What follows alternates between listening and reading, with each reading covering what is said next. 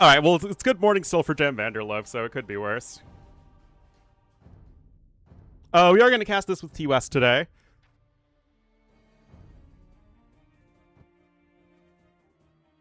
One ace with the 39 months. Hoping somebody casts this? Well, you'll get two somebodies.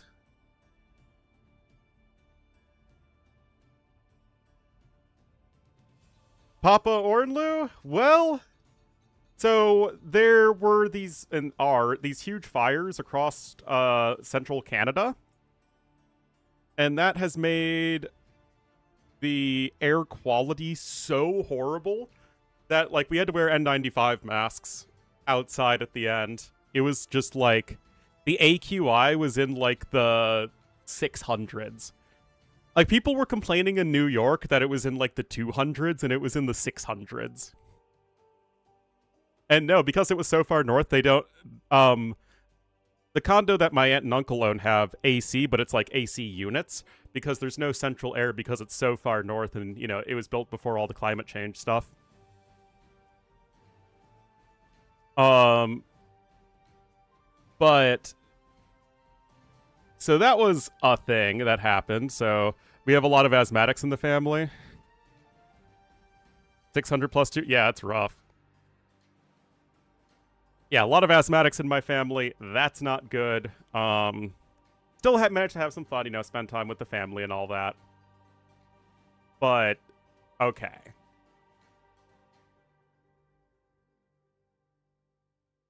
Can't, turbo money? Yeah, I'm pretty sure it does, but also, it is not on any one person to financially support any streamer. Nobody is entitled to any money from their viewers. It is on the streamer to earn that. Anyway. You want to hear a story, guys? So, basically, the way that this worked with my vacation is that my parents went up on Saturday, like last Saturday, and they're coming back home on Sunday. So, basically, 2 weekends plus a week, so 9 days.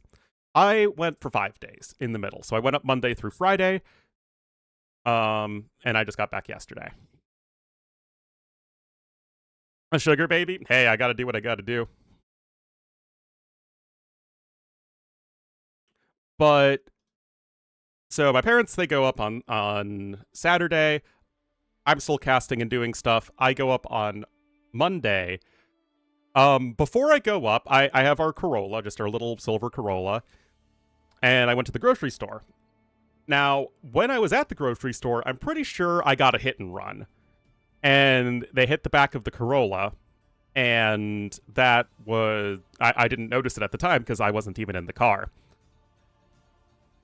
Now, fast forward to Monday, I'm backing out, I put the garbage out, and then I hit the garbage cans like a buffoon with my car. Of course, I was going like 2 miles an hour because I was just, you know, backing out of the driveway. But what it does is I don't notice the dent in the car until later. A piece of plastic falls out, like a big piece of plastic. But I don't really think much of it at the time. I thought it was like part of the garbage can or something. And then I just, you know, keep going onto the highway. On the highway, I notice that the back of the car, the back bumper of the car is literally flapping around behind the car. Like, it is super messed up. So I'm like, oh crap, this is dangerous and not good. So I pull over to the side of the road. And I call my parents, and they say, okay, take it into the dealership. That doesn't sound so good.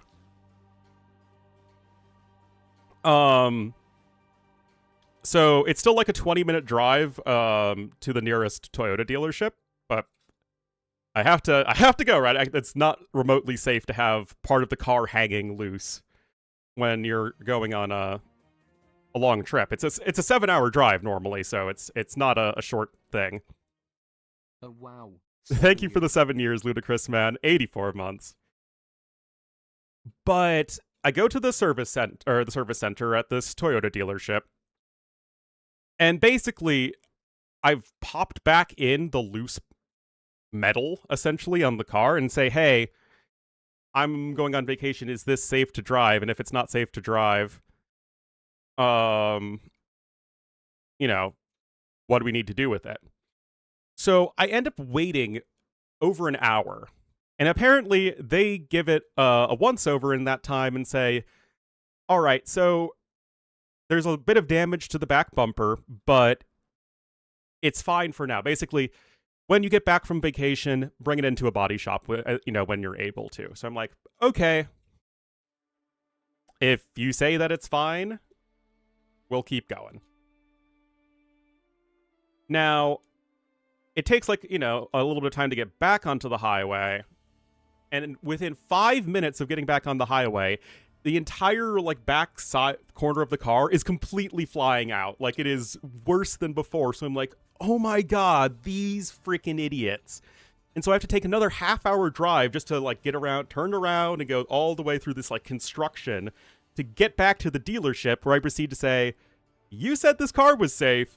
It is not a safe car. They're like, oh, how we're bad. Let's bring that over to the body shop. And there's on the other side of the dealership, they have a body shop. So and then I go to the body shop and they say, yep, you're going to need to get some parts replaced. You should have come to us immediately. Well, how am I supposed to know that the service station people were idiots? So they're like, well, this will probably be $1,500 to fix. And I'm like, oh, geez. So I call insurance, and they say, well, you could probably get a replacement tomorrow evening for the parts if we expedite it, but you have to go get this towed off to this other garage.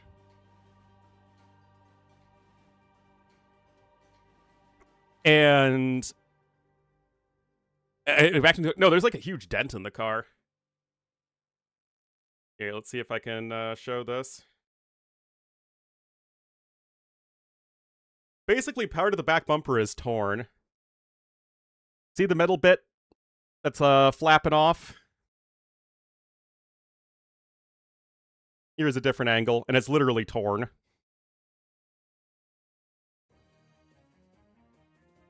Car horror stories? Sorry, Kigo, but I gotta tell this story. So I'm like, oh geez, okay, well, can you give me a rental? And they're like, okay. But then the guys at the dealership say, hey, what the insurance company did with you is illegal. Saying that you have to go get the car towed to this different location.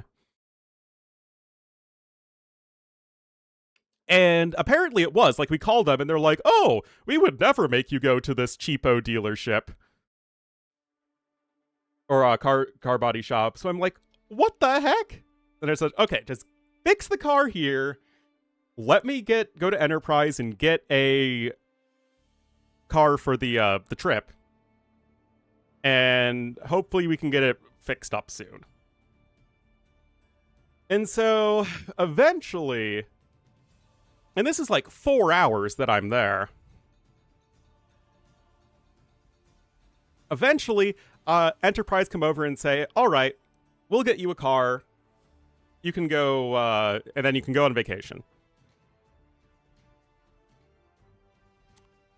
And the only car they have available, because apparently it's a very popular time to be getting a rental car, is a minivan.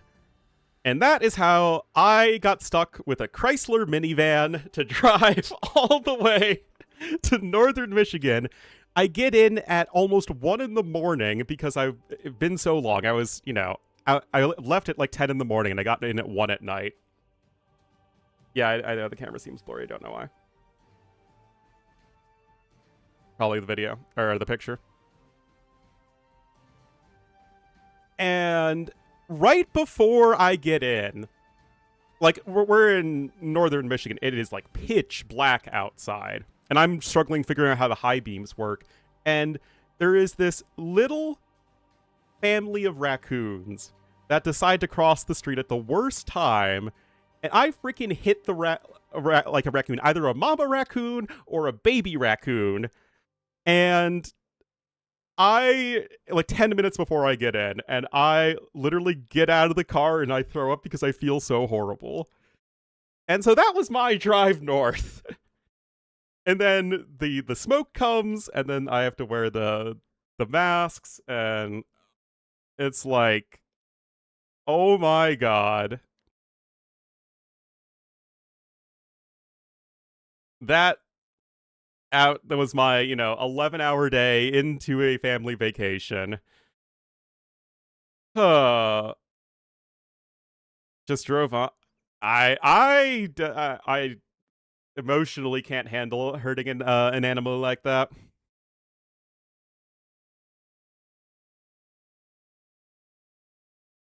Thankfully, the drive back was much simpler. Got some bad construction in Indiana, which delayed me by like an hour, but I just, drove home and got back in yesterday, where I got to unwind with a whiskey sour, some mochi ice cream, and anime. And a corgi.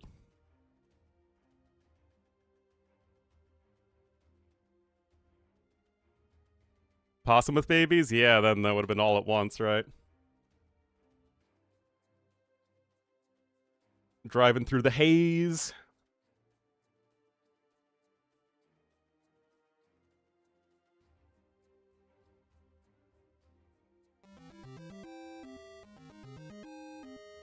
Oh my goodness. Hello, Matthew. William H. Gates here. Oh you know, my goodness. The famous guy. I'm so proud of you for continuing your streaming career even your vacation wasn't the smoothest. Here, have some of my profits from all those Office 365 subscriptions. Oh, thank you, Willie G. Does that mean you're trying to pretend that you're not in the Epstein files? Just saying. But thank you so much. I'm pretty sure that's Liquid Egg product, so thank you for your generous contribution. Oh yeah, and then they charged me $234 for toll passes, and then I'm like, I have an iPass, which, like, I don't know how it works in those non-American countries, but we have, like, toll roads here, and, like, you just have a little sticker thing in your car.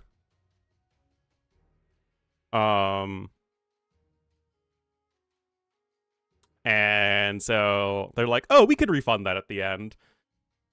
But now it's like my thin bank account was stretched another $200. Well, it's $280 because it was like a $50 deposit on the minivan.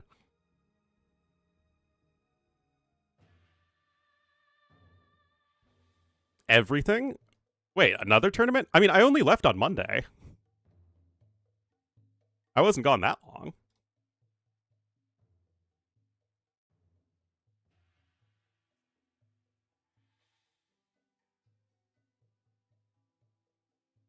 All right, this is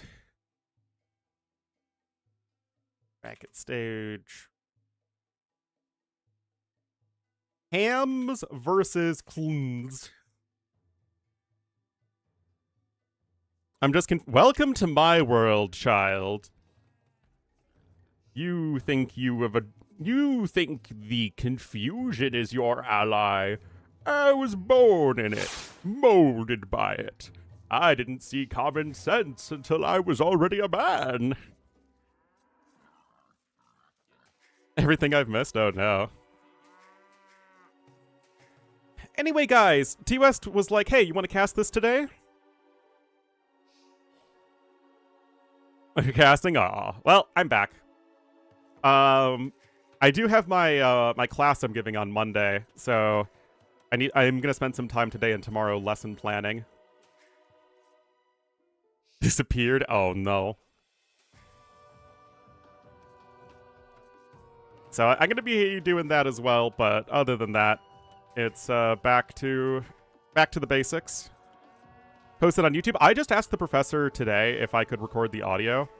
What I think I'm gonna do is I can't do anything that records the students, right? That's not legal. So I think what I'm gonna do is I'm gonna record the audio. I'm gonna make like a PowerPoint.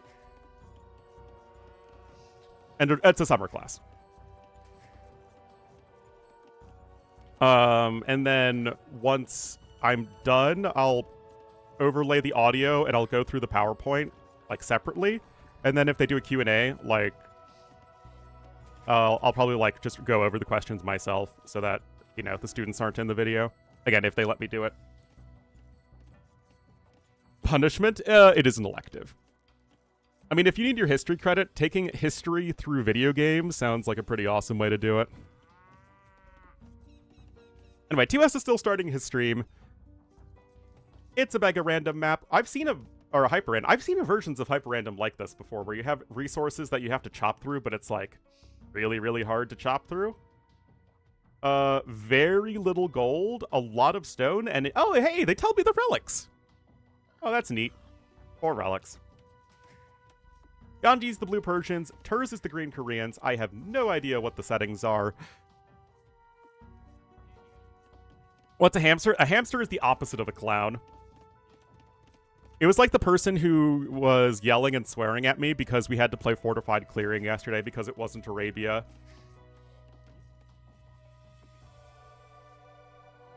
All you know, it's a Hera and a Lewis disciple where you just play meta execution style.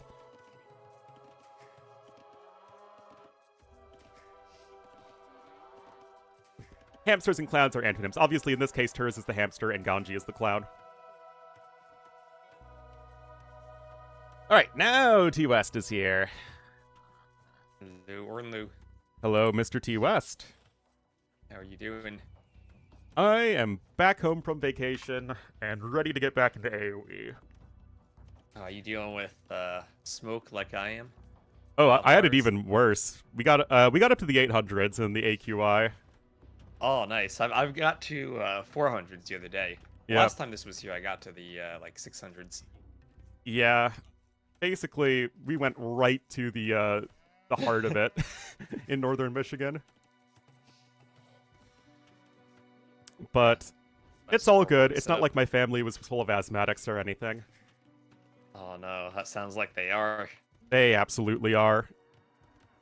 But as somebody who doesn't have breathing problems, that meant I got to go out into the smoke and do all the shopping and stuff. Oh, you got to be the wolf going to the market to get the piggies for the family. Exactly. Anyway, I haven't seen any of this tournament so far, T-West. I guess this is a first round. I haven't seen any of it either. I also knocked. Let me know if you... Oh, sorry. Yeah, find the chats. And you have to, like, hit a separate button. Oh, yeah, shared chat is on. We combined? I think we're combined. Check am I good on YouTube, too? I think I am. Yes. All right, we're there. Are you in the game? Yep, I'm in the game. I'm ready to go. I needed a moment to set up all the like the logo and bot commands and stuff, but I'm good now. There's a logo and bot commands? I didn't see anything on Wikipedia. There's a handbook. Oh the my handbook, goodness. Ornlu. Gosh, I'll send you. Let me send you the logo that I just cropped from the handbook. It was the controversial AI one. But there are so many of if them. you saw the Reddit. Yeah, it's like everyone these days, right? Yeah. All right. I mean, it's a $600 tournament, so this is the command. I mean, if it's a small tournament like this, I'm at least less annoyed by it. Gotcha. And hosted by I don't think hadiraja has a Twitch they asked to tag, but I tagged Mandingalingo. Oh, I didn't know they had one either. Yep. All right. It says to tag Mandingalingo in the handbook, so now we're all good. Oh, we're not getting Ornlu's audio output again. Hold on. I need to change this. My Windows say something now, Ornlu. Say something now. Alright, we're good. Yeah, my Windows updated the other day, but that means all my audio settings reset, so I had to fix them. But yeah, so looks like this is a very clowny wall and boom map. I'm we have a Hunnic horse for both players, even though neither is the Hun, so this is indeed hyper random. We got some gold and stone to the outside, guarded by some wild Bactrian camels with food on them, should they end up scouting out there. Some black bears, I see those in the woods by me. Indeed. They are all over the place here in America. But what I find most interesting about this map is, one, it's very wallable, but also a pretty short rush distance, as you're kind of boxed in an arena-esque center of the map. But also it's the lack of resources, because there's only 24,500 gold on the map, and a lot of that's locked off by the forest, so both players likely going to have to make significant use of trash units before all that long. Yeah, also the gold tiles have 373 gold on them. There's one neutral one in the middle of the map, but that's the only neutral one. I think that Ganji actually lucked out in terms of the gold placements that are accessible to him. He's 11.7k compared to the around 9,500 for Terz. So Ganji with gold should be in a better spot. That is definitely going to be noteworthy. Stone, also a lot of stone in the early game, so you're going to have around 3,000 stone just in your starting area, and that's going to make Koreans very happy. So that's certainly going to be something that Terz needs to take advantage of. Persians, I mean, I did win a game in part yesterday with Power of Persian Citadels, but, you know, that's still only a post-imp thing. Koreans have much more to make use of stone early on. Yeah, also, there is a trade workshop for each player, but based on the chat, it doesn't do anything. Yeah. I get no res from Trade Workshop right. Terz then jokes saying he gets res, and then Terz confirms it is a scam. Yeah, resources aren't going up in small increments like that, so it's just a regular old Trade Workshop, which its base effect is to not do anything, so... I gotta say, though, the Trade Workshop for Ganji looks so much nicer than the Trade Workshop for Terz. Ganji's workshop has all those pretty rugs right on top of it, and then Terz's workshop has those bamboo tiles on the side, which are going to bait you into thinking you're walled when you're not. Yeah. It's also got those, like, Asian carts, which I don't think those were part of the original one, because I think those were only added with Three Kingdoms. No, all of the Trade Workshop reskins were added with DLCs, because there was only one Trade Workshop, and I think it was Western European? Yeah, it was just Western Europe. Yeah, I guess like they cut it from the game, so they never finished the graphics. So they added new workshop graphics. Yeah, definitely. Oh, the bear's going for an archer. Oh, the archer kills it. Yeah, archers are going to be fine. Vic City, thank you so much for the 9 months. Happy Twitch, baby, Vic City. It is good to be back to streaming land, but right now, Ganji not prepared for the hamster-esque aggression here from Terz, who is going to be powering that only gold mine.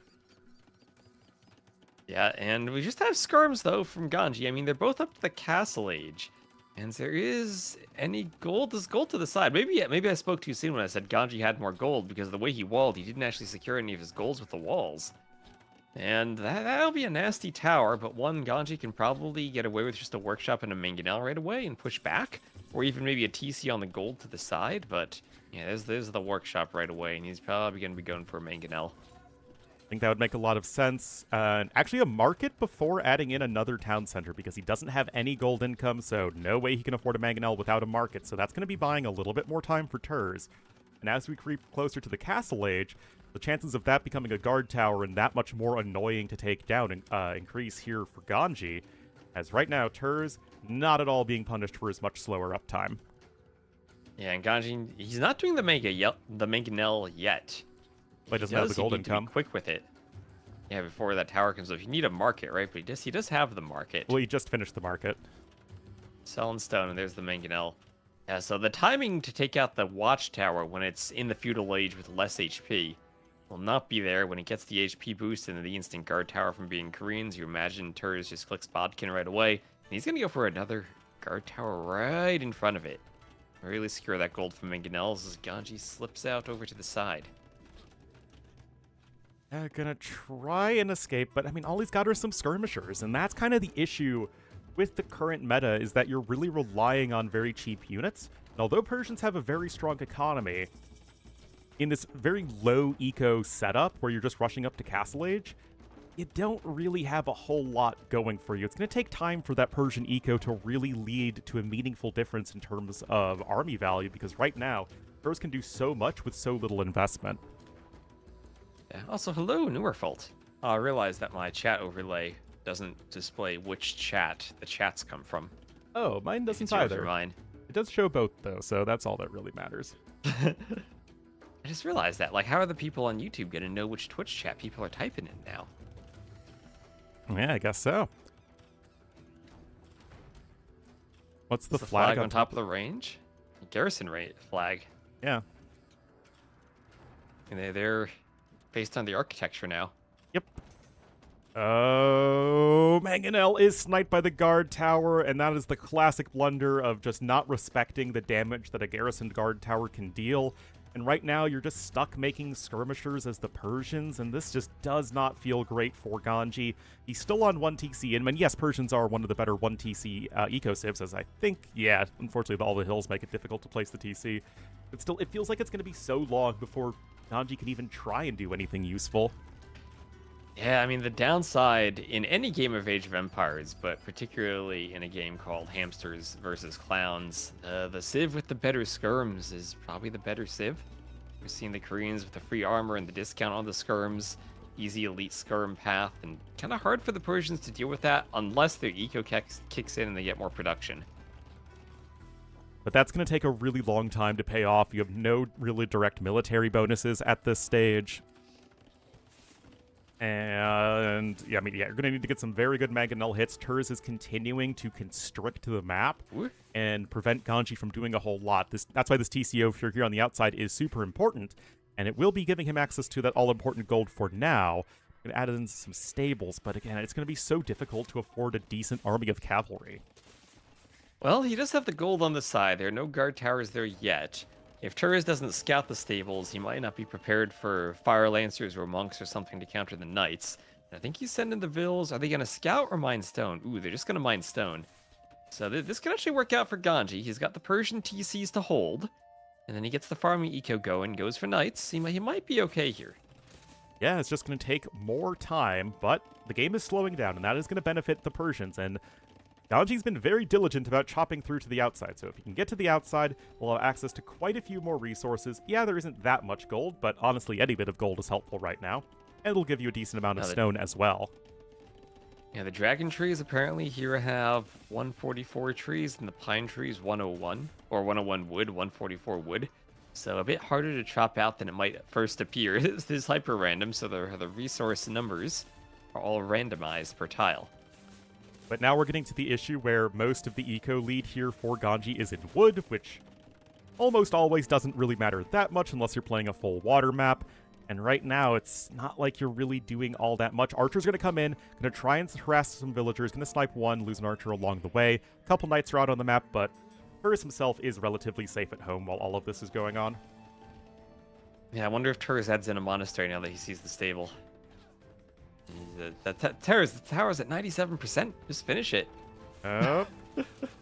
Well, the rocket cart is uphill there, I believe, which is why it wasn't destroyed. But now you can't send the mangonels back without themselves getting wrecked, and that was overly ambitious, and that was pretty predictable, and the tower now goes up. Yep, and still, it's going to be a while before upgrades come in for either player. Feudal archers, no knights, no blacksmith upgrades, just elite skirms now. And Terz has to be careful with his archers, Terz. What are you doing? Losing your archers to the elite skirms, Terz.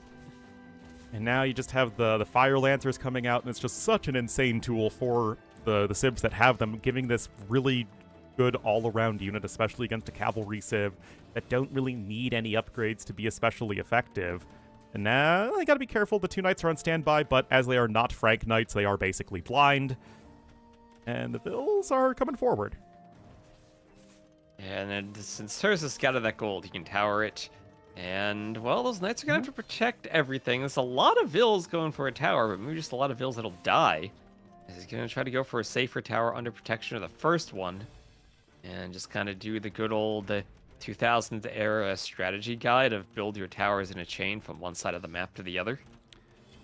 Yeah, that does You ever check see out. that strat? Yeah, but More importantly right now is it is the Cav Archer switch coming in for Terz because that's how Age of Empires is Koreans. played these days.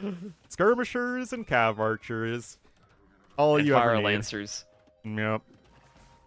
That is the world we now live in. A couple knights are going to try and dive bomb the rocket cart. Decent attack round. Remember, the rocket carts do ignore the armor of the knights, which does make them a little bit better against them than for mangonels, but good hits there. Ooh. Tower still is denied, but that's going to be just a short-lived denial, as more vills for Terz will finish it. And Terz has taken all of the gold now away from Ganji. If we zoom out, Ganji has no gold access except for He's the got the back TC he gold. just made in the back. Yeah. So he is safe in the back, despite the push at the front, and up by 20 vills. He is up by 20 Make vills, his and that own will put Cav him in Archers. excellent stead in the long run. But as I was saying earlier, you're just running into the situation where there isn't a whole lot you can do with those extra resources because you're just making generic skirmishers. It really provides you no strong offensive power. Your gold income isn't really doing all that much, and you're not really able to make any of the units that your Civ is great with. And, I mean... Just more skirms. I mean, he's really taken Hamsters versus Clans to heart by making more skirms. We've got 6-7 Korean guard towers now here. And the monks. So Terz is doing everything. Monk, skirm, Fire Lancer. Yeah, I mean, everything that doesn't really need many resources to be successful, or rather low investment. So he's able to boom on 3 TCs. None of his units cost any food right now, so he can spend all of that food on more villagers and villager income. And he still has this amazing position on the map. He can drop a castle soon, use that to mix in some war wagons or whatever he wants. And right now, it's just, where is Ganji going in this game? It feels like there's not a whole lot he can do for quite a while. Yeah, not... He has a vill over on the side. Okay, Ornlu. He's up by 25 vills. And his Persian TCs will hold, right? He's not really going to be pushed in the castle age. Terz can drop one castle, sure. But he can do his own defensive castle. What if, now hear me out. What if he goes to the left side, builds up in this back area, tons and tons of Savaras, goes imp with the Savaras, cuts through the forest, and then rushes Terz's home base with Savaras, like through the forest. That sounds like it would take an extremely long time, and you don't really have that much gold left. I mean, you only have, what, another 700 gold left over here. That's going to be enough to get you to Imperial Age. Oh, that's true. But those not much else. Those are fake golds. Yeah. You're right. They only have 200 gold per tile. That Yeah. means, like, 3 of them are just about 1 normal gold tile. Okay, never mind. The epic strat to come back is not possible if he doesn't have gold. Yeah, castle's in over here. Brilliant play by Terz to deny all of these resources from Ganji. No ballistics in yet. Gonna make some war wagons because why the heck not? They're great at harassing villagers and they don't care too much about TC fire. And, I mean, it's just, again, what are these villagers worth to you if you can't spend any resources on anything useful? I think at some point they might be worth more to Terz than Ganji if they die and then contribute to his score. Well, we see a castle for Ganji. Any chance we see a war elephant? My hopes are quite low, as your income is not very good as Ganji. He is continuing to get eco upgrades, and that is your big advantage here with the Persians, is you have very strong economy, but right now it's going to mostly be in the form of food and wood, and that is his advantage in terms of resources, is food and wood. But just making some skirmishers is not really the most exciting thing when it comes to trying to get out on the map. And all the vills ejected from the TC, Yeah. killed by the castle fire, and the Persian TC will go down. Oh, there's some split skirm micro going on for Ganji in the north as he faces a rocket cart. The rocket cart will struggle to hit the skirms. Ganji's really micro in there. But this just feels so inconsequential. Like, okay, some skirms and a rocket cart.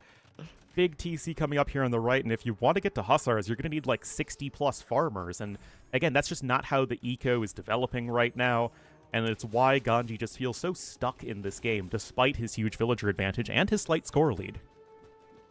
Yeah, I mean, maybe there's some room in the back for farmers. If he's not scouted on the side, he could maybe start farming there. He has skirms to deal with war wagons for now. I mean, maybe there's a chance he can hold on and go for those Maybe even just light cav in late castle age instead of spending all the res on imp because he doesn't have the gold for imp. Oh, that is a nice rocket cart shot. That's on a the real nice hit. skirms. But it's just the Fire Lancers are so cheap to tech into for Koreans. It doesn't really feel like by the time you get to a good number of light cav, and remember, he has 68 on wood, 10 on food. He doesn't have the eco set up for cavalry whatsoever. It's all lumberjacks. And like, how does he even get to imp without any gold income? He tries to do a castle to defend himself. He's got 80 on wood. He would need to use the market as the war wagons come in. And a rocket cart comes in. And the castle should go up. There's too many vills. Yeah. The rocket cart gets a couple of hits. He's abandoning the castle, going back towards it. He doesn't know what to do. Good micro there from Monk Ganji. there too. Castle will go up, and that's certainly going to be at least something of a win. And you can sell stone in the short run, indeed, to get up to the next stage. Wood price is going to plummet super fast. But it's again, like, what do you even do with it? I mean, what, you rush up to Imperial Age, you get 1 or 2 trebuchets? You're not really developing an army right now as Ganji. And he just sold 1,500 wood. Yeah. And sold 500 stone. He's selling everything just to click up to imp. And he still doesn't have the food for it. And again, castles are good, but they're so far back that they still don't really apply any pressure to Terz. To go after the guard towers, the trebuchets would have to go so far forward that they would be vulnerable to rocket carts and what have you. Now, on the other side, there's literally nothing in range of the castle for trebuchets there either. So it's like, again, not like trebs are bad, but where are you really going at the moment as our blue player? Well, he's going to imp.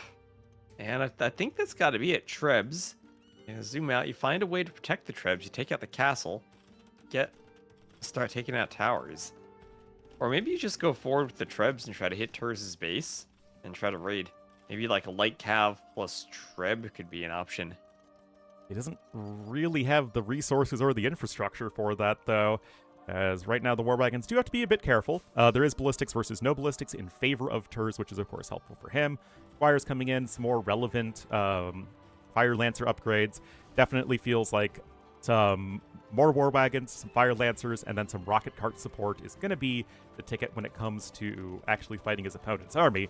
But in the context of Terz, I wouldn't have hated a 4th TC. Definitely would have liked to seen some more eco upgrades, because you're not likely going to actually finish off this game in Castle Age, and that really is Ganji's only chance. I think Ganji has a chance. I think if he sends Vills forward and castles the forward TC where Terz has stone, he then has a great spot to deploy trebs, and Terz doesn't really have the army to stop that yet. It's only 4 Fire Lancers. He's outposting, though. He's scouting for it. Yeah, really love to see that. I mean, the vision for green is excellent, and indeed, the castle attempt will come in. I am extremely dubious about this, though, T-West. So it's right where it needs to be, though. I mean, see if Terz realizes it. I mean, somebody call Ryan Gosling, because this is Project Hail Mary right here. It's not going to work, T-West. You have nothing to kill rocket carts. He's going to do it back. No, he's got the Vills there, right? He's got 23 Vills. This should go up. Might lose Vills. It's a sacrifice, though, he has to make. Yeah, but, like, what does this castle another do? forward castle after this. Up here comes a ram, too. Yeah, give him a spot for another forward castle. I mean, how many castles are you going to be able to make? I mean, again, the rocket carts deny trebuchets. That is, I think, a little optimistic from Terz. Castle was going to go up, and now you're going to lose some stuff that you really didn't want to lose, but I guess you're still applying pressure. Ganji almost needs murder holes now, just to defend that castle from the Rams and the Lancers. Yeah, the castle might go down. War Elephants won't help against the Lancers too much, I guess. Nope. Fire Lancers, guys, do get anti-elephant bonus damage, so although obviously nowhere near the bonus damage of Halbs, they do get to basically double up their anti-cav attack when it comes to elephants, so they're still quite good against them. Yeah, Lancers can hop in and out of the Rams, so they'll just help destroy the castle. Repair Vills, too, they'll be safe from the castle fire because the Rams will block it. Even more murder holes in, so this castle will go down. And I think that's just about it. As I'm not seeing a way back from Ganji at this point. Unless he somehow has some crazy Imperial Age Treb micro. Where did the 8k more res collected go? 7k of that extra res collected is in wood, which usually doesn't mean a whole lot, especially when you're having to rebuild infrastructure like Ganji's had to. He has less than half the gold collected of his opponent, and he just doesn't have anything good to make, as I've been saying all game. Yeah, once you get to the point where the resources run out, or the gold runs out, Koreans are still a pretty good trash sieve. Yeah, I mean, both civs are definitely what I would consider to be good trash civs. Imp is now on the way, and this castle is absolutely essential, and it was a little bit, I think, sloppy, shall I say, of Terz to not continue to support this area, because what's happening is that the trebuchets, neither of these trebuchets would be protected by a castle from rocket carts, but there just weren't any rocket carts left over there, so this is giving Ganji that absolutely essential gold income that he's going to need to stay afloat and at least try and get to hand cannons and bombard cannons. I don't think he's going to be floating, as the castle he has on the right is destroyed, the Rams and the Fire Lancers push in. Yeah. He'll lose another TC and a bunch of Vills and a Treb there, and Terz is up to Imp. He put it in the forward TC, which maybe it won't matter, but a bit risky. Yeah, it's, you know, he likes to live life dangerously. And Treb goes down over there to the east. All that's going to be going down, but still, it's an army of mostly skirmishers. I'm not a big fan of honestly, the super ram-heavy play. I feel like rocket carts are really the unit you want in this situation. Rocket cart plus Fire Lancer. But I guess he's worried of eventual bombard cannons, but I don't know. It's all good masonry. Now, there's a problem with skirms now. Ganji with the forward skirms to raid the berries of Terz. Yeah, Upsyung, Imperial Age, and Masonry all in for Terz. Hate Bosaw. Bosaw is a bad upgrade. No one would ever tell you that Bosaw is a good upgrade. Yeah, the only time you research it is if you're simultaneously doing crossbow and bodkin. Why not crossbows? Because you're up against skirms. Koreans, and they can just make cheap skirms or war wagons or more rocket carts, and all of those are good against you. And even without Bracer, the Fire Lancers are still going to be good against the trash bows if you go trash bow. It's at least less bad, but yeah, basically. Now, there's a big Vil lead for Terz. He has killed 67 and lost only 22 this game. Capped Ram, Plate Mail Armor, Elite Fire Lancer should be in here in just a moment. You can almost afford it. And right now... Bosaw, to answer the chat, Bosaw isn't bad. It's actually one of the best things you should ever click. Both players just kind of forgot. It's a top 3... if you don't count the age ups as upgrades, it's a top 3 upgrade alongside Double Bit Axe and Loom. I think those are pretty close to objectively the 3 best upgrades in the game. And maybe you want to put Fletching up there too, but... Fletching would probably round out a top 4. Yeah. Yeah. All right. I mean, depending on the map, maybe Loom isn't important, but we're getting elephants. I think Ganji wins just because he's making elephants. I mean, I can get behind that notion always. I think really we did an admin win. I don't love this, though, from Terz. Like, why is he messing around with Rams and Fire Lancers when he could just be going for rocket carts and thus playing that range poke style? Well, the Fire Lancer should be okay against the elephants, right? Yeah, but the castle's here, the hand cannons are here, they're melting them. I don't love this. The Fire Lancers are going down. Oh, there's a conversion. Both players have an elephant now. Oh, my goodness. Oh, this is peak right here. Both players with an elephant. that castle's not going down, though, T-West. It's not. Is Citadel's in? No, it's not in. Imagine less bonus damage here. I'm telling you, Citadel's is such an underrated upgrade. And I'm not just saying that because it won me a game yesterday, but maybe I'm saying it a little bit. It's not up there with Fletching. No, it's a very good upgrade. It is still a very good upgrade indeed. I mean, yeah, the castle's still standing. Ganji's back to collecting stone. Now, the gold income is still going to be very minimal, but it just feels like Terz has wasted so many resources. Now, he still killed the Vills, and the macro hasn't been amazing from Ganji, as I think the idle time, I guess it's lower, but he doesn't really have the TCs. He only has 2 at this point. You know what might hurt Terz? I don't think he's scouted the part of the map where he can go to the outside. Because if you look at his initial yeah. TC, he wasn't next to it like Ganji was. Ganji had a reprieve from the pressure by fleeing into this pocket. Terz doesn't know it's there, and he's going to be missing out on some gold because of it. It's only 1,500, but you're going to miss out on a lot of stone, and especially as Koreans, that's not something you're going to be feeling especially great about. That said, we're back to a skirm war. Nice snipe on the Treb, though, from Ganji, and, you know, eco upgrades are coming in from Terz, and yes, Koreans do this better. Now you're going to try and switch into light cav, but 27 vils on food, T-West, does not excite me when it comes to light cavs. What? I mean, Ganji, he's working there, right? He is the faster Yes. working Persian TCs. He'll get some more TCs, more vils, more farms. Get to around 60 farmers. You kind of do need against the Korean skirms, though, all of your upgrades. Final armor and Hussar. And that's still a ways off for Ganji. He needs a lot of gold for those. Guys, Ganji, he can't afford regular citadels, so he's getting citadels at home, which is just garrisoning hand cannoneers in your castle. It's the exact same, guys. Don't let anyone tell you otherwise. They do add tons and tons of projectiles to the castle, They do. as they do to any garrisoned building. One of the best units for adding more projectiles. Yep. They're Not actual... up there with Janissaries and Chukanus, but one of the best. Yeah, I mean, they're the best non-unique unit, for sure. Yeah. Honestly, The tier right amazing after this. Treb play here from Ganji. 7 kills, and a lot of those are siege weapons on the trebuchets, and Castle staying alive. I mean, I'm not saying that citadels wouldn't keep it alive even better, but I am. Oh, and you know what?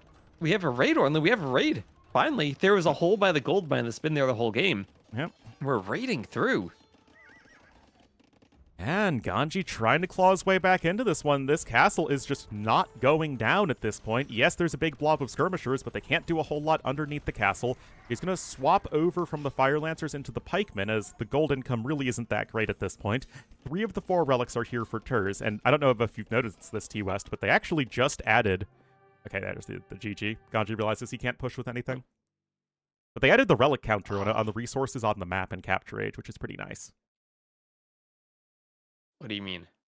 Like, if you click on resources on the map, like right above the name of the map. Oh, they locked that behind a paywall, so I don't have that. Oh, okay. Yeah, well, it tells you how many relics are on the map, which is quite nifty. Anyway, thank you very much, Sunnyflower, for the sub. Appreciate it. Oh, yes. Love, love, love to you. And Terz, with his hamstring, takes game number 1, and it just never felt like Ganji could develop a good army. Felt kind of like the Civs played a role too, but yeah. the Persians didn't get to an early eco lead. They got more to a mid-eco lead. Yeah, maybe with some safer resources that would have been better for Ganji, but it's a low mobility map. Oh. What is the hamstering? It's when you play Arabia and you wall yourself in and make skirms. Thanks for giving me that command to T-West. Right, we are now no longer ruining Age of Empires again.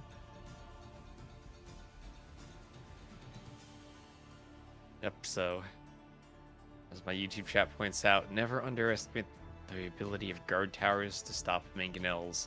That's what makes the Koreans just so tricky, right? Yeah. Free guard tower means your mangonels just don't work. Koreans really went from one of the worst civs in AoE to one of the best.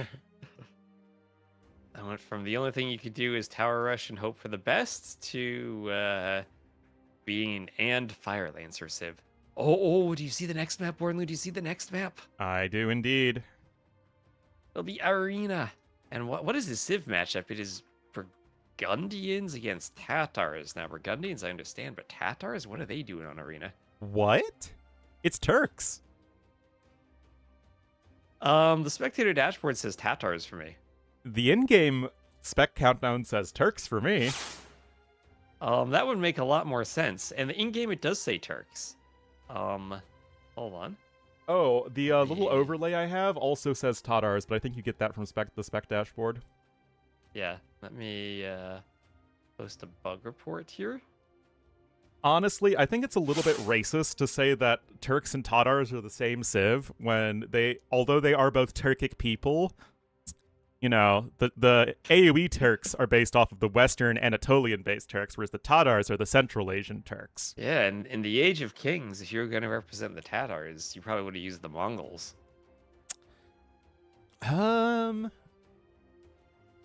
Yeah.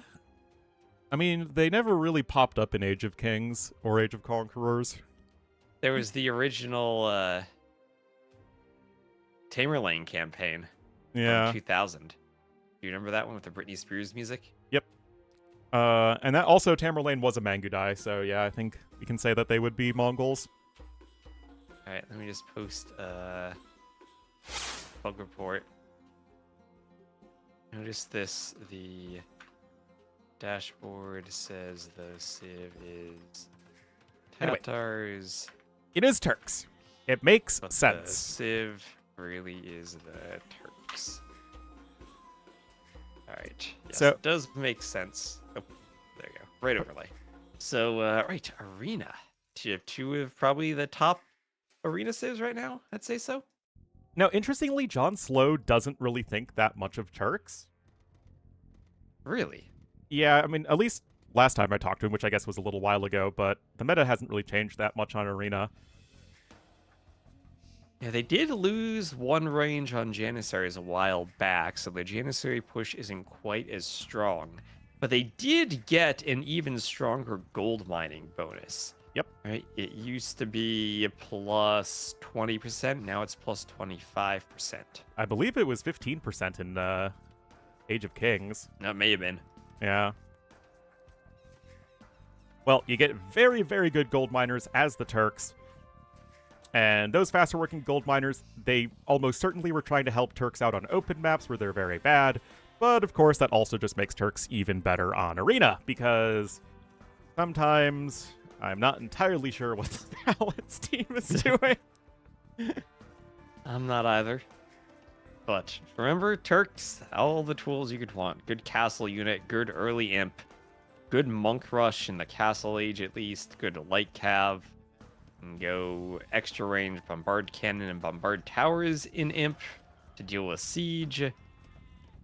Maybe the only downside is if it gets to a trash war, they have spears and skirms from the feudal age that can't be upgraded, but they do upgrade hussars. Yes, they do, and Turks have historically been a very good arena civ. They're not 1800 HP walls, though.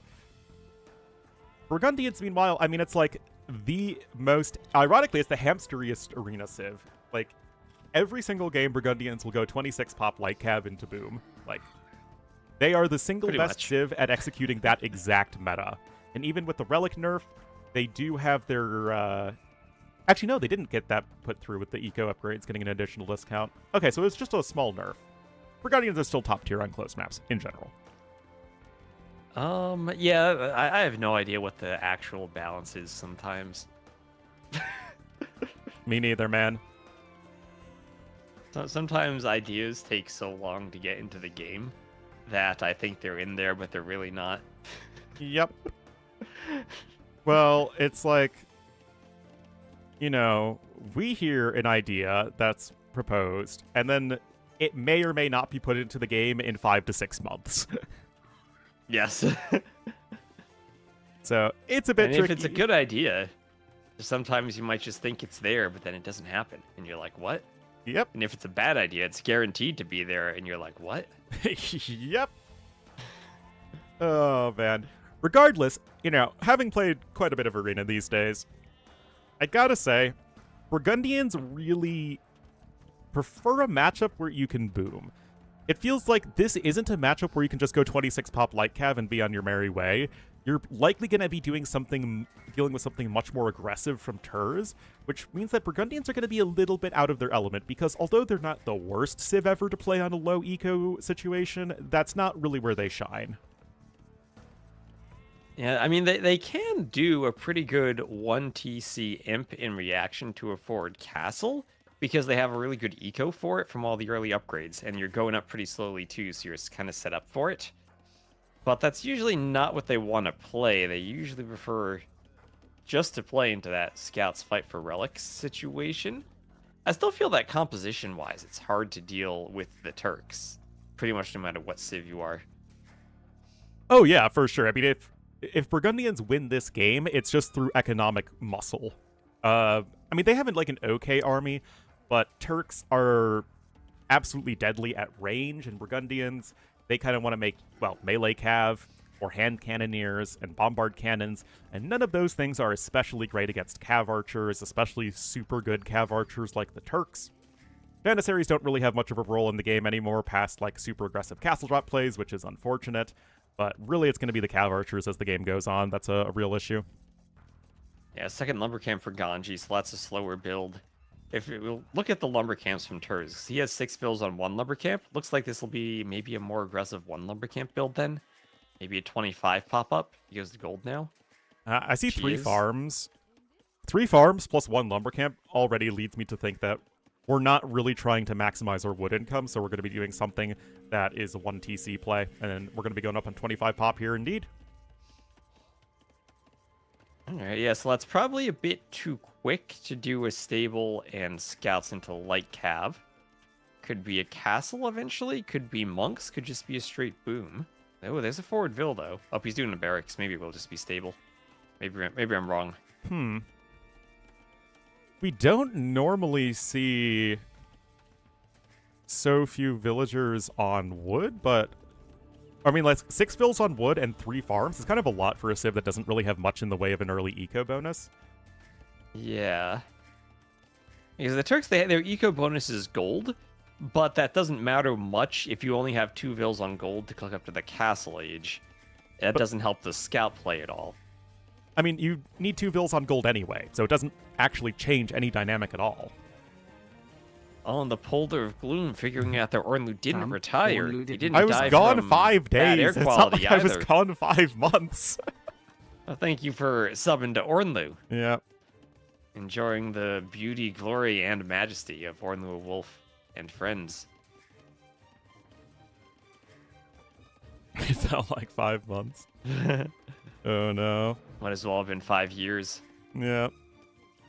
Well, meanwhile, barracks from Ganji, he's actually going 27 pop. Oh, okay, this is different. I think he is thinking that his opponent is going for a castle drop. Look, there's 5 Dark Age farms to you west. Yep. 27 pop up, 5 on gold.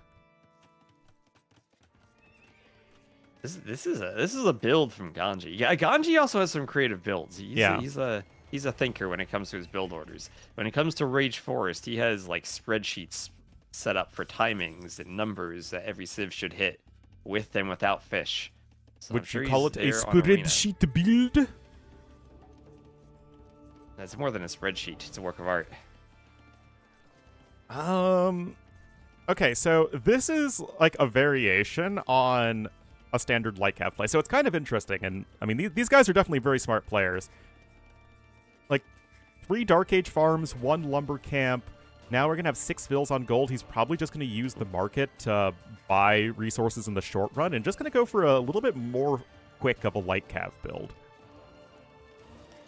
Yeah, I mean, Turks, they do save by not needing to do the light cav. So they do have a nice timing for it if you want to then get out of monastery and make monks. But you're relying on that timing. Yeah. And maybe Terz is thinking, I'll get 2 relics with an early timing and not invest more into this and then just boom. And try to hope the Turks can hold late game. Yeah, these are actually really interesting builds from both players. Remember, Ganji is also a monk rusher, but he's going for the Flemish militia. I think there's a chance he goes Flemish militia and maybe forward monasteries, but you need to send the vills forward pretty soon. No, I think the Flemish militia are just for taking map control. It helps against the instant light cav. You still have the discounted light cav as Burgundian, so that's still really helpful. It's a cheap unit. It trains fast. It's very meta for Burgundians these days to play this exact style. Now, the eco distribution is a little bit different than what you'd normally see. The Dark Age build isn't, again, the traditional version, but it looks like it's going to be getting to the same thing. And an Arctic Wolf will attack that Flemish militia. There are tons of wolves in the middle on Arena. Which is a bit weird because they don't attack scouts or monks, which are the two units that just naturally are in the middle anyway. It makes it a bit less aggressive sending Vils forward by themselves. And it also is really annoying when you send a spearman forward and they just aggro the wolf and then they get easily sniped by the opponent's scout cavalry. Yeah, it's one of those things you pay attention to when you see an enemy spear. You try to run near the wolves so the wolf attacks the spear for you. Because although spearmen do kill wolves, it eats a lot of HP off the spearman and can make it very easy to snipe. Oh, speaking of sniping, there's one militia down. That was a great snipe by those light cav from Terz. Well done indeed. Got another scout on the way, monastery as well, but it's a pretty slow uptime from Ganji. He's got a lot of Vils on gold as well. The reason he's doing this is because the Flemish militia cost gold, so you kind of need gold for the monks and the Flemish militia. That said, you've really lost a lot of Z momentum. Still, Flemish militia does a lot of damage. Yeah, that does. I thought Terz had some good micro at the start, but then maybe overstayed his welcome near that militia. Yeah. And 3 TCs from Ganji, 1, 2, 3 with a monastery. So he's thinking, okay, I've got my militia out. I can pick up relics. Terz is going to heal Light Cath and try to get relics of his own. So, for all of the theory crafting we were doing at the start of this game, it's going to end up playing like a pretty darn meta game of Arena. Turks, you might think of them as like the aggressive fast imp civ, which they can do, but you can just play them as a regular old civ anyway. They still have good solid light cav play. The big issue is going to be the economy. You're already ahead by 700 or so resources here as Ganji, and that will likely continue in the not-too-distant future as we have more eco upgrades coming in. The thing about Turks is I think they're always really tricky to play, in that if you correctly read the game, and you have strong options to deal with pretty much everything, but they're not as straightforward just to sit back and then boom. Because your imp composition isn't simply power units that overrun your opponent. You have to be careful about using the range from your bombard cannon and all of your gunpowder units properly. And you can't just get overrun by someone who outbooms you, as Ganji's trying to do here with the faster TCs added and with more res collected so far, even though he's a bit down in Vils. Yeah, I mean, he's on his 3 TCs now. 3rd TC going to come in right next to the monastery here for Terz. Going to get that nice aura boost of his fortified church, even though he's not Georgians. So what do you think of these eco upgrades from Terz? He did heavy plow without bowsaw. Well, I mean, it's just about timing when all the farms are coming down. Honestly, oh, nice snipe there on the monk. These days, I feel like you always get the wood upgrades first because farm upgrades now retroactively apply to newly built farms. Yeah, I can understand like heavy plow before throwing down farms before, but now you don't really get punished for doing the farms first, so might as well just do wood first. That's my thinking, at least. Yeah. And I mean, the prices, yeah, there's a slight difference in pricing, but it's 25 food, 25 wood. You're not really thinking of resetting your eco either way to pick one over the other. Exactly. How things are progressing in this game, though, is that Ganji will be coming in with 2 relics nice and quickly. He does need to get, I think, at least 3 relics to be happy with how this game is going so far, because he's invested a fair bit more into map control. Yes, you get Light Cav and Husbandry at a discount, but he still invested in those upgrades. He invested in the Flemish militia. Now he's even grabbing Sanctity as well, so he really wants to get those relics as Burgundians even after the nerf. He just ran outside with 2 monks, and both of them got sniped off by Terz. Great awareness from Terz. And the militia will force the Light Cav back, but back in a position where they can just run to the walls and heal. Yeah, so you see Terz doing here with the monks and the Light Cav. Basically, how you meta play on Arena. Light Cav don't want to fight in front of the wall by the monk where they get converted, so the monk gives you a safe area to run back to and then heal. Yeah, there will be that one counter snipe, and it's kind of an odd situation because on the one hand, the KD looks great so far for Terz, and it is. But Ganji's getting the relics, and the whole point of this dance in the first place is to get the relics.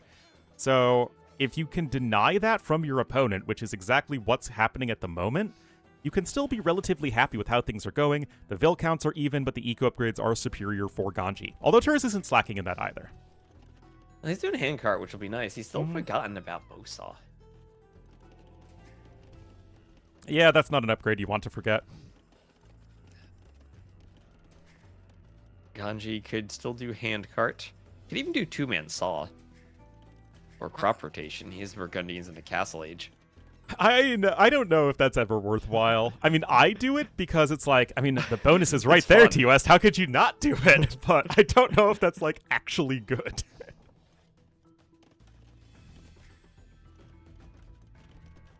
I think it's 100% worthwhile. But it delays your imp time a lot. Oh, Haranara, that's true. What if the bow saw was the weapon used by villagers in that patch where they could chop the trees for food? The bow Yeah. was the saw.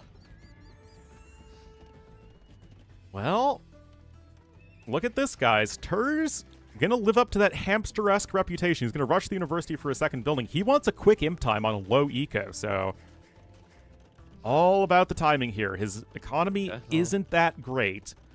I'm not. Same for Ganji. Oh, I mean Except this. the imp too. Yeah, this is the meta these days. Yeah. And I mean, if you're thinking about good early imp civs, the Turks are right at the top of the list with the instant chemistry and the free Hussar upgrade. But the Burgundians no slouch themselves with the cheap stable upgrades and the Cavalier. extra strong hand cannoneers and Cavalier. Yeah, I mean, And again, now Ganji has map control and more res. Ganji's still the one who's been collecting relics. Terz has made all of this investment into map control. We're not getting anything out of it whatsoever. He's got no forward presence, he's still stuck at home, and he's got no relics. So it's like, what's the point? I mean, I guess, you're thinking, well, my opponent is also investing those resources, but Burgundians have more resources anyway, so they don't really care about doing that. Yeah. And chat asking that's Bohemians, not Burgundians who get chemistry before imp. Burgundians got to do it once they get to the Imperial Age.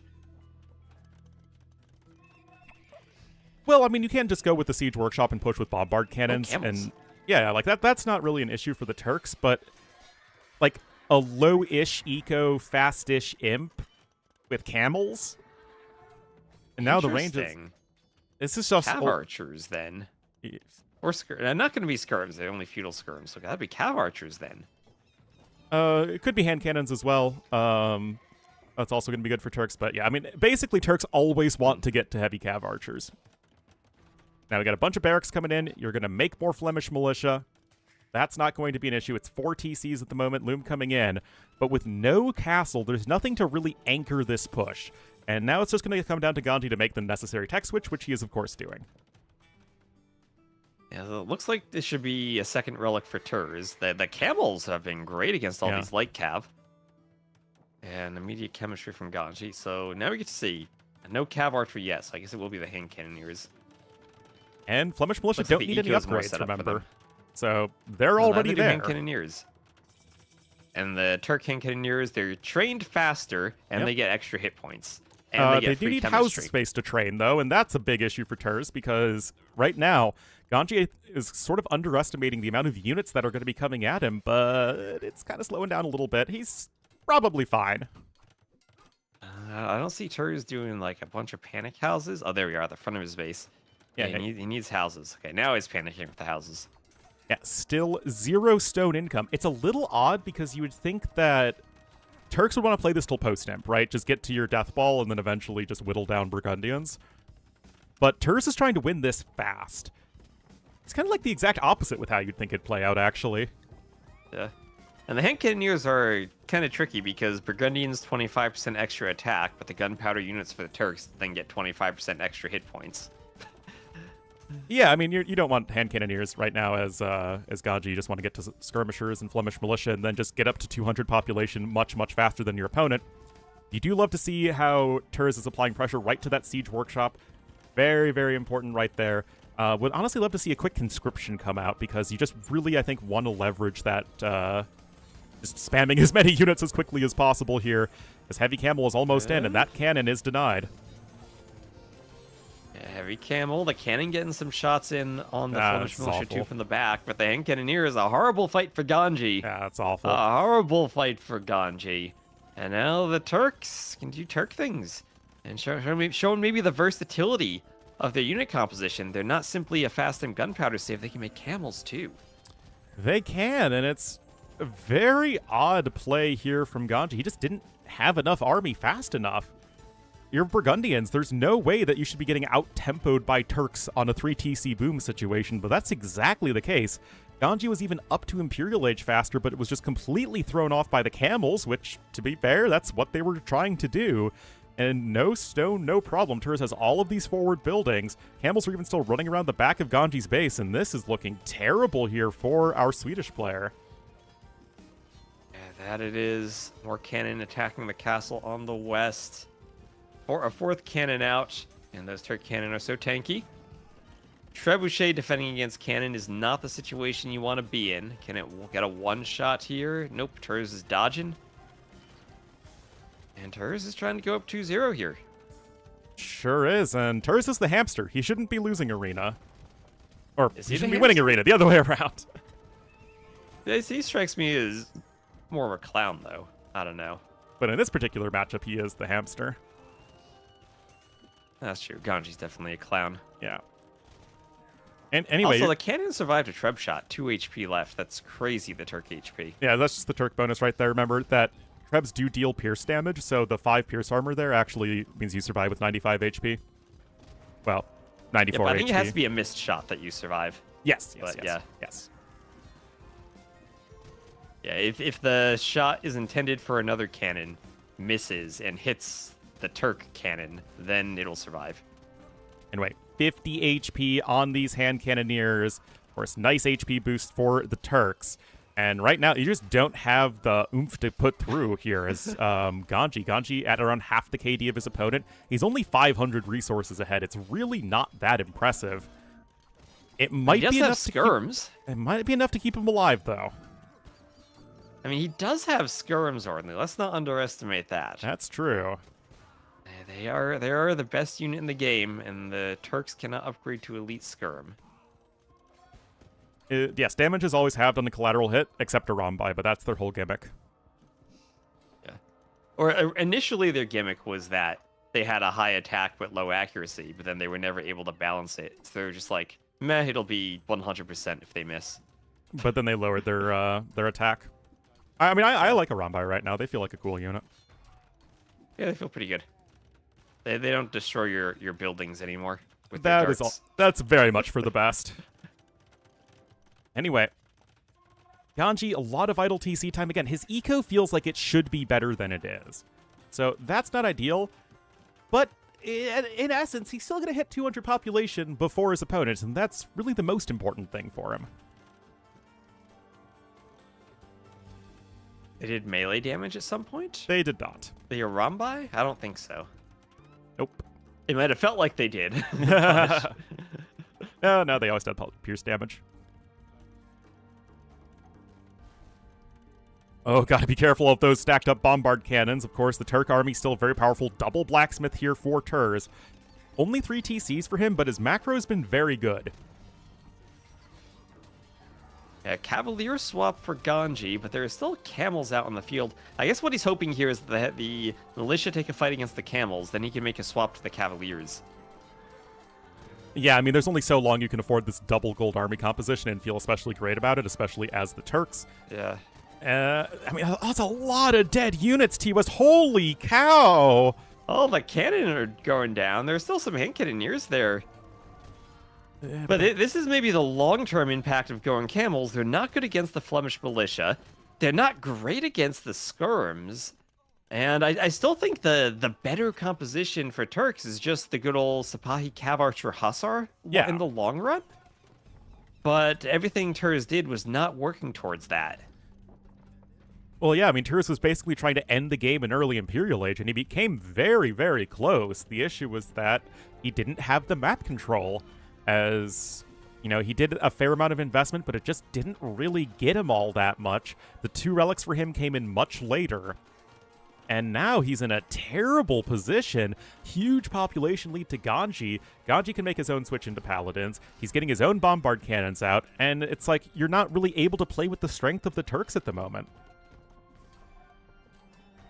No, no, those vills on the gold are gonna go down to the skirms. That's gonna mean no more gold. Remember, because you're the Turks and you mine gold faster, that means you've mined all the gold in the back of your base by now. Only 800 left for Terz, and then he's at basically just Hussar production. Yep. And you do have more blacksmith upgrades coming in here for Terz. And I mean, again, he's making that switch that he wants to eventually, but he's only on 103 vills right now. Terz has actually lost 26 vills. That is not insignificant. And all of that forward infrastructure is being destroyed, and this is just not... This is the game state that Burgundians want, just flooding in units and constantly taking flooding fights. skirms. Yeah, as Louis Nobody asked, I went to go grab a drink, and Ganji was super dead and dying to camel hand cannon, but then Ganji made the skirm. He made the best unit in the game. Was just able to outmuscle his opponent. He was having enough production right there. And honestly, Terz took some very poor fights with the camels attacking the Flemish militia and then the skirmishers attacking the hand cannoneers. And obviously you want the opposite of that. We're going to have paladins, Ornlu. We're going to have paladins. Now the gold has run out, so the camels run out. And it'll be paladin time.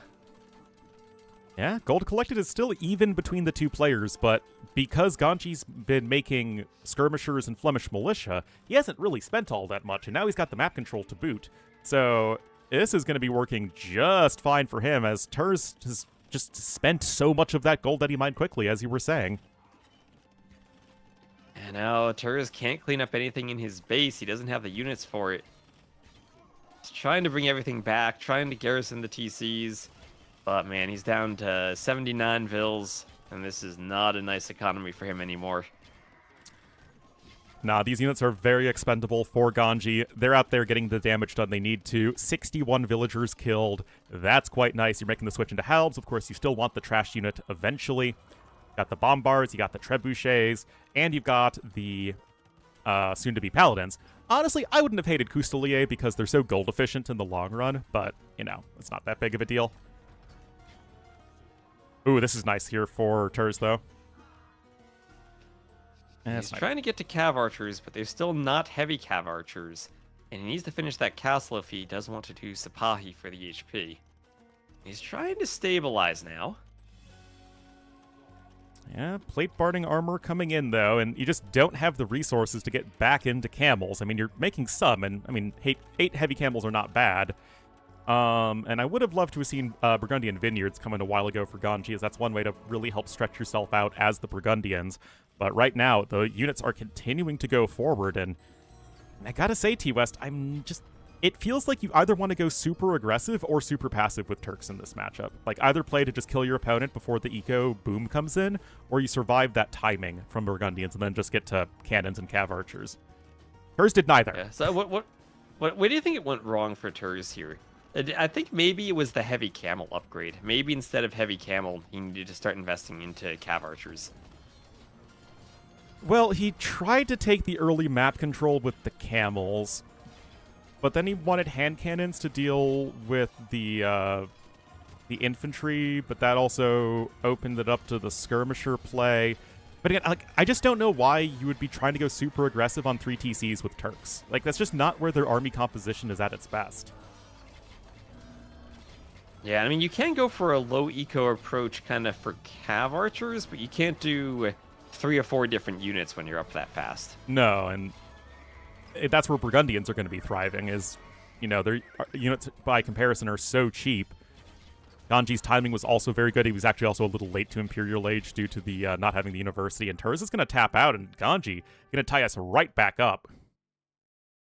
Yeah, so 1-1, Ganji felt like he was maybe dead early on, but holds on. Terz had the better KD at the end. You can see the moment in early Imp where Terz caught Ganji off guard, that transition with the camels, took a good early fight, and tried to push, destroyed some castles, but just couldn't maintain the push.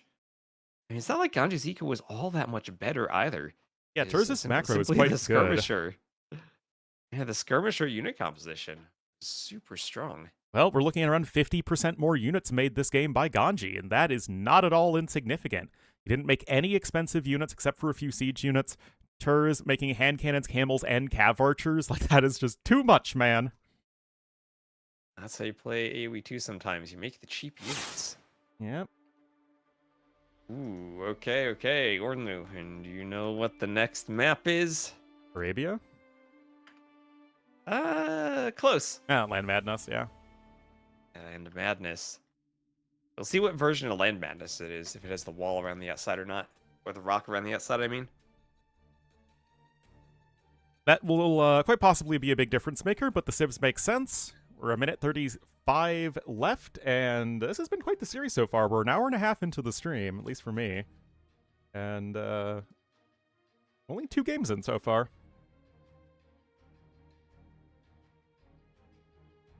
I feel like for Terz's approach to work, he had to cherish each unit like his own children. The moment he lost a camel ball, things fell apart. But camels inherently don't have the best life expectancy as, you know, basically any melee unit that isn't an elephant doesn't. But you just can't sustain that with a 3TC eco with only like 70 to 80 villagers. I thought you were gonna like go into a like nature documentary and talk about the expected life of camels. No, I'm afraid I'm no expert on that. I gotta look that up. How long do camels typically... Camels don't work versus Ellies? Well, Gurjara camels work versus Ellies. They actually obliterate elephants. But no other civ does. Oh, I'm getting 40 plus years for camels. That's quite long. I guess it's like a horse then, right? Isn't that around the lifespan of a horse? Typical horse lifespan. I think that's longer than a horse. I think horses are more like 20s usually. The more you learn. Okay, I was seeing horse racing websites that say 25 to 30 years usually. Some longer, up to 35. Indeed, the Burgungans were very powerful there. But we are here now, and it will be on Land Madness, and this version of Land Madness looks pretty normal to the latter version. Yeah, pretty much. Terz is gonna struggle for wood. Yeah, his map's really bad. For wood. Ganji, I think, has a much better map. I mean, his goals are forward. Terz can sneak to the corner for gold and deer. So Land Madness, the start has only one boar. Gotta make sure you find it. They usually are berries under the TC. This map, apparently, they're a tile away from the TC. Guess it doesn't matter too much. Makes it maybe easier to lure the boar. Yeah, I mean, this seems very similar to the latter one, except the wood lines are even smaller. I mean, it feels like every map these days is just like, let's see how tiny we can make the wood lines. And you're at not even 80 trees. Do you know how many trees were in typical woodlines on Arabia in AOC? Like 120? Yep, 120. Yep. There are also small woodlines, but the normal ones were 120. Yeah, I think that made things feel a bit more natural. You think these woodlines are unnatural the way they're square and surrounded by rock? Yes, I do. At least it's not the old ice terrain.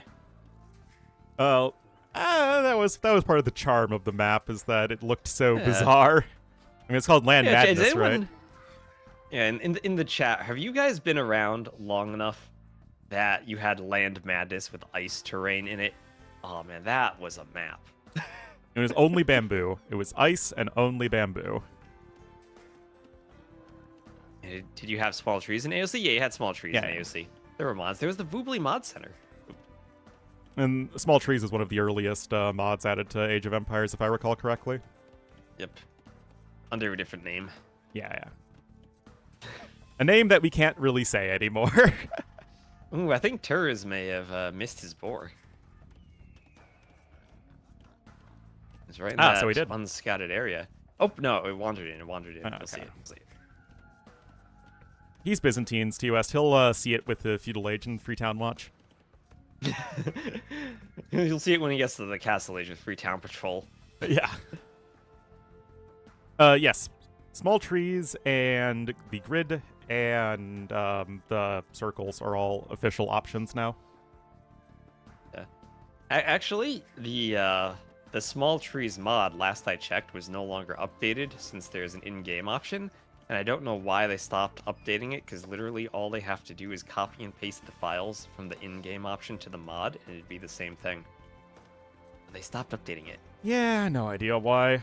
which is silly, because it's like, I think, if not the most subscribed mod, the second most subscribed after the ES custom maps, which I think is just auto-subscribed. Yeah, it is. If it's identical, why would they update it? Because if they stop updating it, then it's not identical. Because when they add the new DLC trees, and people who have the mod on instead of the options menu are just going to be surprised when they get the DLC and then the trees are big. I think There's they some might just little be user assuming that people experience just use the things. in-game setting and don't really use the mod center.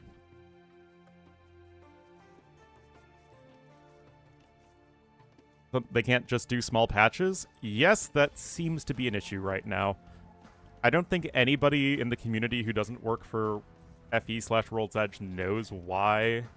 They should fire the PM. Well, the head of World's Edge just accepted the voluntary retirement practice at the start of the fiscal year when the layoffs occurred. Will? So you may have gotten your wish. Yeah. Wait, Will is retiring? No, not Will. That's Ernest, who's retiring. Oh, Or yeah. who has retired now, officially. Yeah.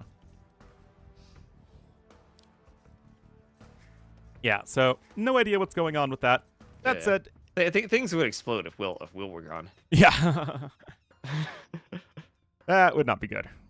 At least not unless there was somebody that I would trust more than Will and replaced him. But as for this game, it's a normal Land Madness game. We got some normal Land Madness-y civs. Byzantine's going to be feeling perfectly fine in an extended feudal age game. So are Khmer. Probably just going to be scouts and trash units. Yeah. Oh, also, not only did Terz fail to find that boar earlier, he also failed to find 2 of his geese. Yep. They're just out there honking in the darkness. He doesn't see them. Well, that's because you end up doing a lot more deer pushing on this map than on regular maps. Yep, because of that one boar and the extra deer floating around, you gotta go push them. They're usually pretty straightforward pushes with how regular and square the wood lines are, but far nevertheless. Yeah, it's a time investment that you don't normally want to make, so that does hinder your scouting just a little bit.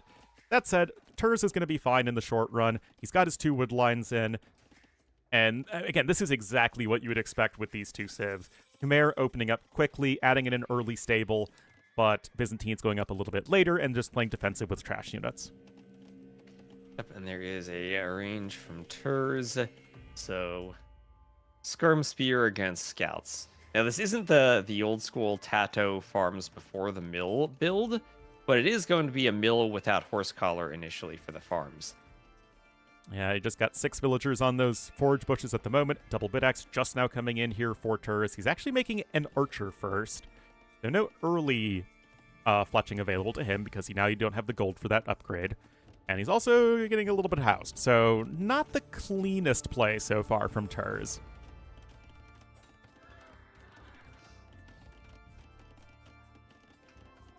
So Scout picked off. That spear will chase the other scouts away.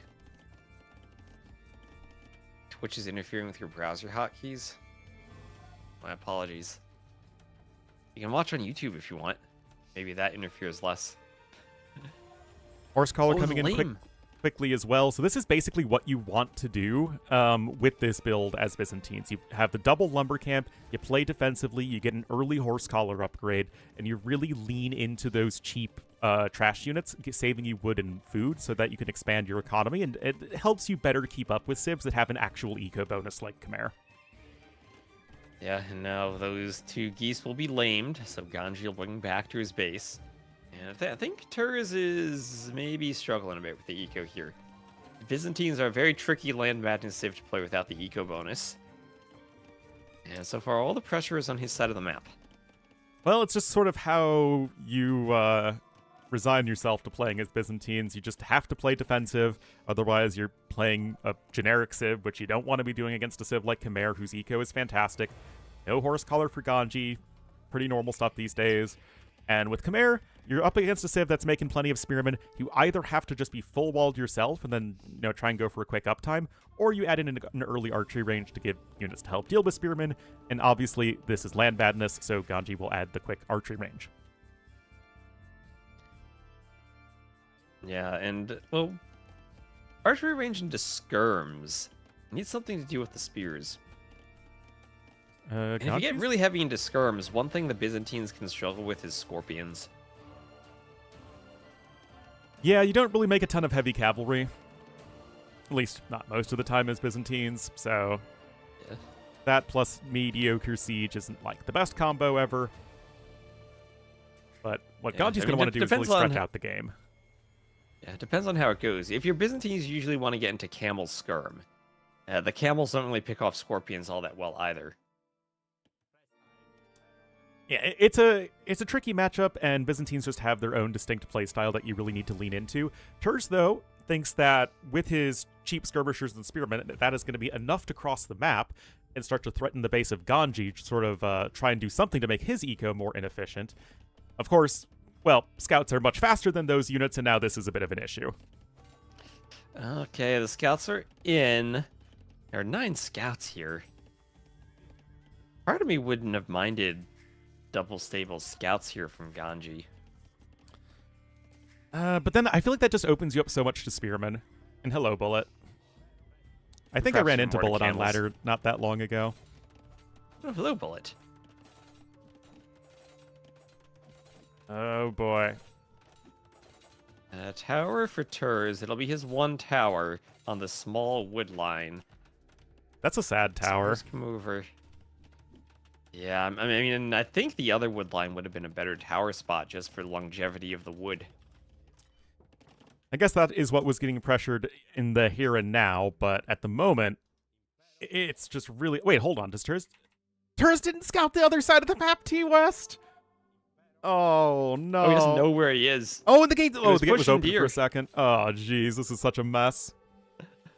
Yeah, now the tower needs to be on the wood line where there are more vills and more wood. And Terz is just going to run to the TC and Titanic on the other side. Oh, jeez. And part of his army was scouting, didn't see Ganji. That'll come back to try to fight the scouts and the skirms. But now, honestly, the thing I would love about the double stable scouts play from Ganji right now is the fact that Terz has no gold access. So even if he somehow were to get to the castle age, he wouldn't have camels. So I think you just run around with scouts that can hit walls pretty well. And if Terz just adds more spears, I don't think you really care about spears. You got some skirms there already. When you're smurf, yeah, get smurfed all the time, man. And they get smurfed. Ah, boy. Spearmen are here, but the spearmen not quite in sufficient number, and the issue with this army composition right now for Terz is that the spearmen can't force an engagement onto the scout cavalry. So what's going to happen is that the skirmishers are just going to keep on poking away at the spearmen until eventually there's few enough of them that you just take the big fight, which might be what's happening. I think Ganji could just take that fight because the spears are super low. Yeah.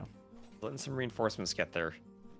But that's why the skirmishers are so important, and why I think that if you do go for a double stable, it would have to be after adding in the archery range. Otherwise, you just die to a million spearmen.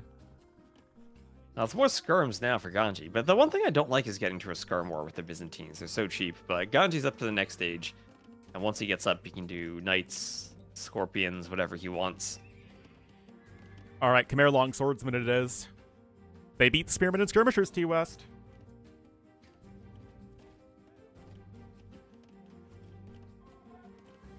Honestly, longswordsmen don't beat skirmishers. They don't.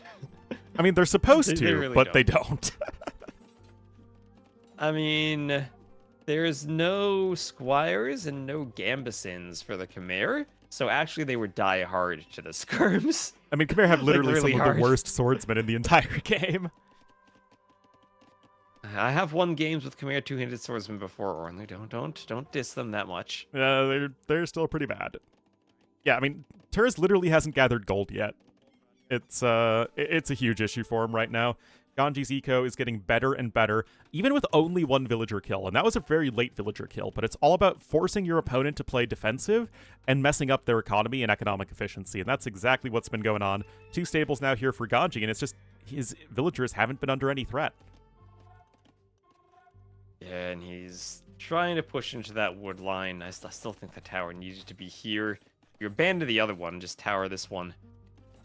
But he needs a ton of skirms to think about forcing this army away. He'll have to repair with weak vills. Well, you don't have to repair with weak vills, but that's what he did anyway. He felt like he had to. He just grabbed him and sent him over there. Yep. Okay, bit of a tricky fight now. I mean, you are taking the bit of a fight before Castle Age upgrades come in, so honestly, that's about as good as Terz could have hoped for. But we're really just trying to find the silver linings for our green player at the moment. Ganji was thinking he wanted to save skirms, but lost some scat HP for it. Well, the silver lining is he did click up to the Castle Age, and he is Byzantines, right? You always got to be scared of Byzantines. Yeah, well, the thing is, you can't full wall this map, that's sort of the whole point. So he's going to need to add in some extra TCs, but the hills at the south of his base make it really annoying to expand in that direction as more skirmishers are coming in. And it's going to be a while before you could actually get yourself safely set up from all of the units that are going to be continuing to flood across the map here from blue.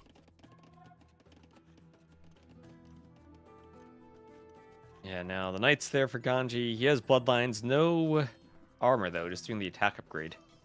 I guess you don't need the armor against the feudal skirms. Doesn't really matter right now. Only matters by 0.25 damage if the skirm has a hill advantage. So it doesn't really matter that much. Moral of the story. Spearman getting some extra hits in. But yeah, I mean, it's looking really rough for Terz still. He wants to switch into camels if possible, but he just doesn't have that tech set up at all.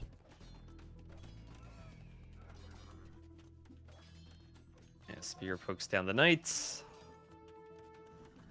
And the skirms just run away as the spear numbers are dwindling. And I think Terz, maybe he just wants to reach the Castle Age and make a play for camels. That's about the only thing he can hope for, but it'll be camels when his only gold is from the market. He does have a ton of food to sell, at least. Oh, never mind. I didn't see the stables at the back of his base. But yes, they are here. Camels will come in. You really want to be able to go camels in early Castle Age as Byzantines. Oh no, the scouts. The foxes. The foxes and the chicken coop T-West. Foxes and chickens don't interact with each other. In real life, they do. And you could maybe use foxes as part of a funnel. That'd be cool. Oh, jeez. Yeah, look how cheap those Byzantine camels are. He's got a ton of them queued up. He's going to need them, though. There are 9 knights on the field already. You have Wheelbarrow coming in. Now, Ganji is sticking on the 1 TC for now, so it's still going to be a low eco approach. Yeah. And this feels like it actually plays into the hands of Byzantines. Okay, there's the second TC. Yeah, he's kind of stabilizing a bit now that he has 3 stables pumping out camels. He's still worried about all that eco damage he took, but at the end of the day, it's only a 4 vil difference. It's Ganji only, I say only, with a grain of salt, but only has 6 vil kills. Again, it was a situation that one would think the game is basically over. You're over an entire Castle Age research time ahead of your opponent. But now, I mean, look at this. The camels are in sufficient numbers, even without any blacksmith upgrades, to shoo away the knights. Exactly where Byzantines want to be is either a bunch of skirmishers in early Castle Age or a bunch of camels. And that's exactly what's happening, and it feels like Terz is fine. And he also never went for a forward workshop when he had that timing advantage, too. And now Byzantines are a great monk civ, and still no siege. No anything from Terz that can really fight the composition. He's only going knights. And maybe with enough knights, he can simply overwhelm the camel numbers. But you have to take good fights with the knights to do that. And you also have to make sure the camels don't kill your TC villagers. We'll get one. That's going to be the first villager death of Ganji this game. Okay, well, another one. Meanwhile, big counterattack though with the knights. Don't look now, but the vil counts are just about the same. There's no bow saw for Ganji. Yeah, the eco upgrades are solid for Terz. The knights are swarming in, but I mean, it's so easy to mass produce Byzantine camels. Yep, and enough camels at home to defend against the knights, too. Oh, he's going to take the fight Woodline's T-West. still annoying. It's okay now, but I feel like with reinforcements right there for Terz, it's not something that's Yeah. sustainable. Yeah, Ganji has to pull away from that fight. And I think Terz may have just done enough to get into a position to hold on. I mean, Byzantines from this point forward, yeah, they don't have the farms that the Khmer do, but they have the cheaper trash units. They have a very versatile composition. Maybe they have that late game weakness to elephants, but the Khmer won't be able to pump them out like the Malay can. We will have to see. Ganji is doing a very good job of bringing back injured knights to get healed. Of course, camels being faster than knights are going to make that much more annoying. Oh, did you see that block right there? Oh, that was cute. I didn't catch it. What was blocked? Camel was about to deal the finishing blow onto a knight, but the other knight ran interference and saved the 1 HP knight so it could get healed by the monks. Okay, I think I caught that. My brain didn't. That's a lot of camels now. It sure is. Third TC going to be coming here to the south. It's really annoying to expand to these locations with the tiny hills. But again, if both civs are existing, Byzantines are probably pretty happy. They're like, you know, you're just still slowly building up that economy. That said, Ganji did add the eco, so the pressure wasn't as good as it could have been. I think we could argue. At the same time, he's on 3 TCs faster. He's got a 12 vil lead. He's doing fine. Well, I think they both do exist right now. Yeah? That I think we can confirm. No, I think if you prick them, they'll bleed. We can never be too sure about these Arabia bots these days.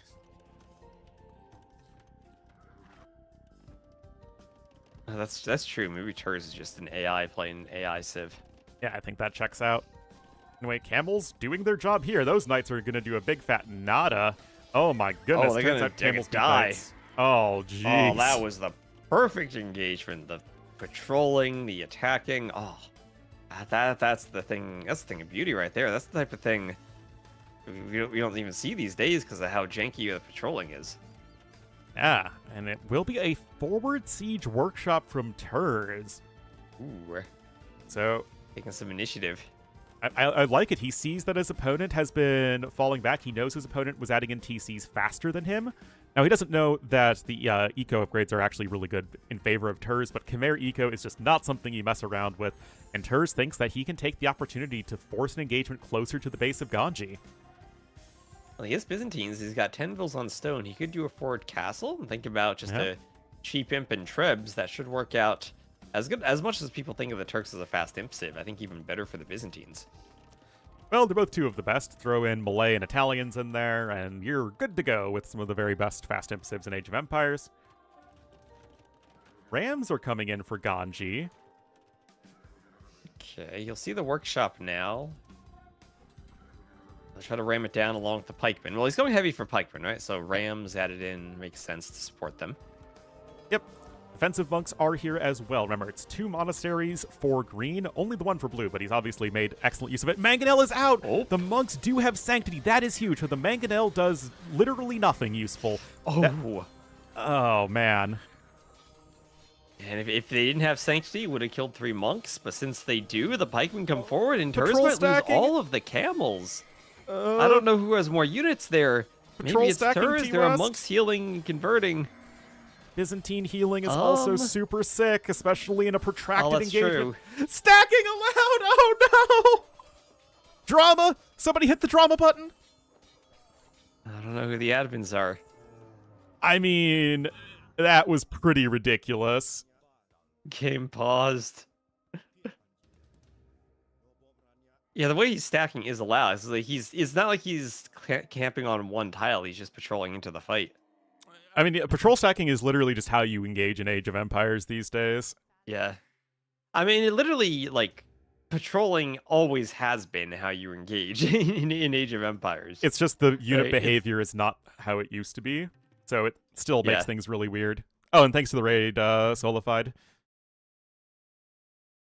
Welcome in, Solified viewers.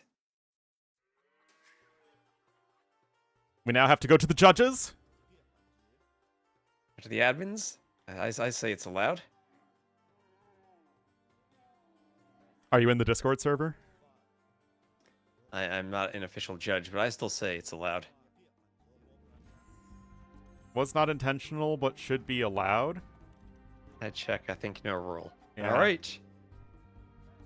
Yeah, that's the type of thing, right? That's just like when you engage. That's how units behave. Sometimes you can unintentionally end up patrol stacking your units like crazy. You have to intentionally put the units on stand ground for that to happen. Sure, but like standing ground patrol is just kind of, if you don't do that, your units just bug out. You kind of have to stand ground. That's still not traditionally how you take engagements. That said, the monks are here. Oh, is you stand ground patrol, then swap to aggressive. Oh, hold on. Oh, atonement is now in. You don't get atonement as Khmer. Oh. A little bit of lag. Okay, there'll be a little bit of lag there. And Byzantine's a much better monk civ than the Khmer. No question about that. The healing is crazy on the camels. They're standing up to pikemen because of the healing. Yeah, it's actually an insane bonus. And it was one of those micro buffs that Byzantines got ages ago, where the civ just kind of got slowly buffed like crazy over time. But yeah, their monk heal speed is double of what it was in AOC. Oh, really? I never realized that. Yeah, 100% faster instead of 50. Yep. That is something I consider putting back down to 50, honestly. Yeah, it's especially as a team bonus. Anyway, here comes the village. The other buff? The other buff is they get town patrol now. It used to be just town watch. They even more line of sight for their buildings.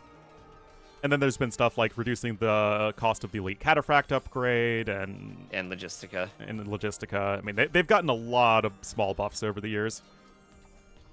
Anyway, here we go. Big fight is unfolding. Knight plus pikeman, but there really aren't that many knights left. I guess that doesn't matter that much when it comes to fighting. Could the ram one hit the castle? Oh, right, it's close. Oh, the knight blocks it. The village really isn't there. Where were those villagers going? Why are they dead by the farm? I think Terz wins this fight and gets the castle up? I don't think Or so. not? I think that I have no idea. there's only one ram left, and it is a Byzantine castle. That said, it doesn't feel great. More rams can come in soon, although Ganji doesn't actually have one queued up. This is a really messy game, and honestly a fantastic series so far. Very even between the two players. Repairs are coming in. The castle's not even quite at 60%, and the vills are running out T-West. Ganji will repair the ram, and 67%, 69, 70. T-West, the pikemen Terz can't kill them. The monks heal too fast. I'm gonna kill the monks. Oh, it's good enough. Terz needs... Oh, he's gonna delete the castle. He's gonna delete it. Oh, I thought he could have just grabbed like 20 more vills and sent them. But he loses the castle. All of a sudden, he's down by 20 vills. Ganji's doing heavy plow, and that was an absolute disaster for Terz. Oh, he has took to pull such back. a good fight earlier, T-West, and Imp is on the way. That said, the eco advantage here for Blue is only going to increase over time. He's on 4 TCs, 110 vills, and right now, this is still looking super good for Ganji. Guess he just didn't send enough vills. Imagine now 4 or 5 cataphracts from a forward castle fighting the pikemen. Yep. They'd be massacring the pikemen. Now, the Imp advantage is still going to be very good for Terz, and, I mean, no reason to say that it's not, but, of course, Imperial Age is so much more powerful of an advantage if you're forward. And obviously, Terz now is going to be on the back foot. He's defending a bunch of pikemen, and the production's going to be looking very good for Ganji, who's actually also going to click up right now. Terz will get a conversion on a knight. The light cap coming in. It's just defense. Just pure defense. And both civs have kind of this odd dynamic where there isn't an obvious army composition for you to go for. One, because Byzantines are focused on countering their opponent mostly. Khmer just kind of do whatever. They just have a gajillion resources. So, tech-wise, the game could go in any number of directions. But right now, it's more pikemen and more cavalry. And archers now for Ganji, so he's going to go skirms, Ornlu. He knows what unit is the best in the game. Doing Bodkin and elite skirm on his way up. Be adding in skirms from home. And some more. Barracks denied at 98.58% for Terz. Tragic. Yeah. And it's only going to be a little over a minute of an advantage in Imp. which is he'll click heavy camel maybe. But that's not going to do any Well, I good mean, he versus doesn't the even have the pikemen. food for that. Yeah, this is going to be a real problem. As right now, Ganji, he knows he has the advantage. He's just leaning on Terz. He's killed 44 villagers this game, T-West. That is huge. Stables coming in, and right now, Ganji is just going to need to vomit units at Terz, and he'll probably break. I'm sure his stomach is very upset right now, so... Oh, he needs some Get antacid us all those stat. pikemen forward. Guys, the Ganji's army is past its expiration date. He is going to be vomiting units all over the place. Chimera are the raw milk of AoE civs. Yeah. Ganji will be not putting any restrooms in his roller coaster tycoon park to get. Oh no! And he won't be hiring any handymen. Oh no! Just be these spears and skirms all forward. Oh, and I mean, it was looking really tough earlier from Ganji. It was a super good fight with the Byzantine monks healing all those camels, but the follow-up just was not quite what it needed to be. And Ganji, still only 3 villagers lost this game, 7,000 more resources. He's going to switch into Arbalests, and this game is almost certainly going to be going the way of blue. And now the eco is non-existent for Terz. He can't take the farms. He's desperate not to have vills in the TCs. He wants a castle. I mean, Ganji blocked the whatever. foundation. No, that's GG. And that's Ganji now. Takes the lead after losing game 1. Comes back and wins against, of all civs, the Byzantines. Yeah, honestly, really good game. The feudal age pressure from Ganji was very well done. Byzantines, they're a very good civ for the map, for sure. But you have to play a style that does make you a little bit more vulnerable to early pressure, and Terz didn't have a great map, which was also an issue. Castle Age timing difference honestly should have been game-winning in and of itself for Ganji. Terz was able to claw his way back, but just a very poorly advised castle drop. I mean, I don't know if it was poorly advised. I think if he goes up, he gets Imp and gets Trebs, then he wins the fight better. And that might have actually won him the game, but maybe he just didn't have enough vills. Yeah. Maybe he didn't get the right read on the armies. It was still very close, but ultimately not enough to get himself up with the forward Trebs he wanted. Well, both this game and the last game really did feel like they were on a razor's edge for several moments. They did. They've been swinging wildly.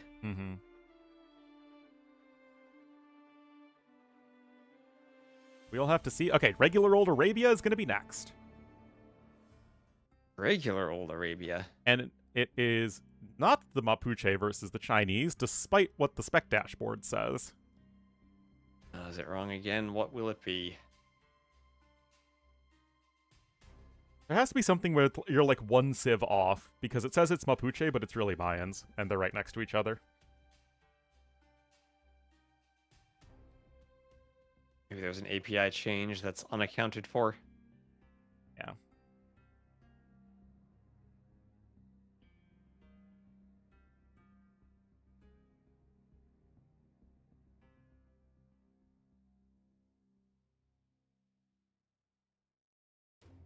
Not Arabia, yeah.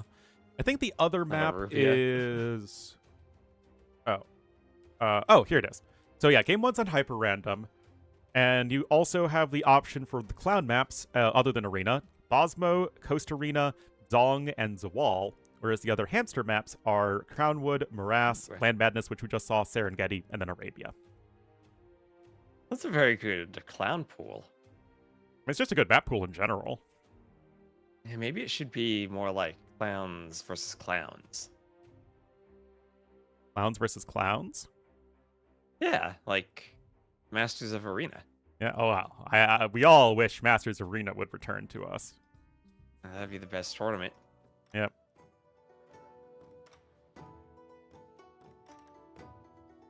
Happy Leaves already responded. Something must have went wrong during the server issues earlier. We'll check. All right, Happy Leaves is on it. Happy Leaves is Imagine always if on it. Microsoft responded with such alacrity to their issues. Well, you know, something, small Ooh. indie company. You know what, Ornlu? This isn't just Arabia. This is KOTD Arabia by the looks of those 6 rugs around the TCs. Indeed it is. Was KOTD 6 the last one, or is that the upcoming one? If That there's... was the last one. Okay. I can never keep track of anything these days. Anyway, classic, well, I guess modern classic Arabia matchup Chinese weren't all that popular back in AOC, but modern classic, Mayans for Ganji, Chinese for Terz. Do you have a favorite here, T-West? I feel like everyone always says the Chinese are the best civ on Arabia these days. But the Maya, I mean, they're still the Maya, right?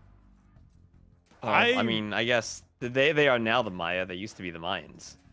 They're always the Mayans. Does that make me racially insensitive? Not really, because they're both grammatically correct. Doesn't one refer to the people and the other the language somehow? Again, it's somewhat interchangeable, my understanding is. But it's like, if we really wanted to go with the native pronunciation, like, we wouldn't call them the Aztecs, we'd call them the Mexica. I clicked Mapuche instead of Maya. That's because the dashboard says Mapuche. Yeah. Fix that. Thank you. Thank you. They're in Germany. They're the Maiar? No, the Maiar are like Gandalf and Sauron. No, it's with an A instead of an E, I think. Yeah, I know. I know. Yeah. Did you see there's a high-level player? I don't know if it's a new person I haven't seen before or if it's like a Smurf, but there's Gilgalad. I literally played against Gilgalad yesterday. Oh, yeah. It was a good game, too. He was a nice guy. Did you leave him dead on the slopes of Mount Doom? Like in the movies? I left him dead on the slopes of Arena. Oh, okay, that's even better. Indeed. Yeah, imagine if Sauron had just, like, walled in Mount Doom properly. He left a hole. I mean, yeah, it took frickin' Gondor to build the Black Gate in the first place.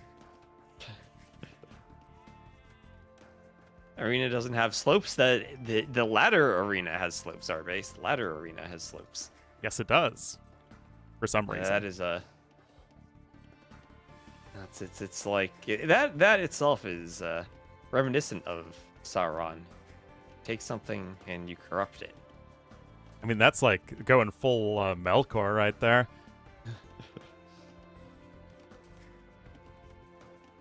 Anyway, nothing too crazy happening so far. I've always been in the camp that Mayans and Chinese are great, and quibbling about which one's better is kind of pointless because, like, they're both good. Okay. Well, the Maya, they can have a lot of crossbows, a lot of skirms. This is also the classic Regicide Fortress matchup too, Chinese Maya. Yep. Honestly, isn't it crazy that Mayans, like, other than the Obsidian Arrow stuff, have barely needed to have their formula changed in 20 years? Like, Mayans just work. Well, they were nerfed, right? The plumes are more expensive. Yeah, plumes are more And then expensive, and the resource Then they got bonus. Eagle Scouts. And yeah, I mean, Eagle Scouts, and then you have the eco bonus was nerfed a bit. Walls were nerfed a bit, which definitely hurt Mayans because of the discount. Like, I mean, it's not like they haven't Eldorado been changed. was renamed. Yeah, they were renamed. But, like, the point is, the actual formula for Mayans and how the Civ plays has literally not been changed in 20 years. All right, chat. We got to edit. Ornlu will know this. We got a trivia question for chat. The Maya unique tech for extra HP for the Eagles was originally called Eldorado. What is it called now? Do you want me to tell you? No, that's for the chat. Chat's got to answer. It is indeed Hulkins. There we go. Hulkins. I was thinking of putting that in the quiz. I didn't know if anyone would know it. Maybe next time we got to kill time before finals, we'll add that to the quiz. There was the one movie about the Mayans in, like, 2006, and the AoE 3 Mayans, the, like, you know, Native Americans, like, you could build a trading post on their settlements. They were largely based off of that movie, and the unit was actually the Mayan Hulkin Spearman. Ah, okay. Some AoE 3 tidbits. Yeah. Remember when they added the Inca to AoE 3? I wouldn't know because my town center died before I could even see them in the game. Oh, that was great. They did like a double Inca thing, and Ornlu was defeated. It was under 3 minutes and 30 seconds. You were defeated. Yep. The Swedes? You mean the Rigadoos? Yeah, the Swedes. Yeah, didn't they have like that weird swordsman pike unit that was just like OP when they? Oh, they had added them? the one unit that does everything. They had the Karolian. Yeah, yeah, it could like build stuff, right? Like it would lame you Did it do that? and be super strong. No, that was the I think it Chosky. I could. thought that could, which is kind of what the Chompy was based off of. The Janissary? No, AoE 3 Ottomans were a very skill-intensive civilization. Were they the Autoville one? Yes. Then you just made Janissaries. Yeah. So it looks like we're just gonna have a bit of an archery range there from Ganji, stable from Terz, so nothing too fancy here. Standard, very hamster game where you wall yourself up on the open map. Well, it's even better than that. You rush up to Feudal Age and then do nothing with it. Like, you just literally do nothing. Yeah. Well, a difficult map, though, for Ganji with the forward gold. His woods will be safe, and he does have a second gold and a pretty decent TC spot. But that main gold is out in the middle of nowhere. Nothing but a couple of cacti to stare at as his vills cower in the fear of potential raids when they're not walled. The backstone is nice, though, and these are certainly two civilizations that can rely on their unique unit a lot over the course of a game. Although I guess I feel like we don't really see Chukonu all that much anymore because Fire Lancers exist. Yeah, and I mean, we don't really see plumes all that much anymore either. I guess they still see them sometime.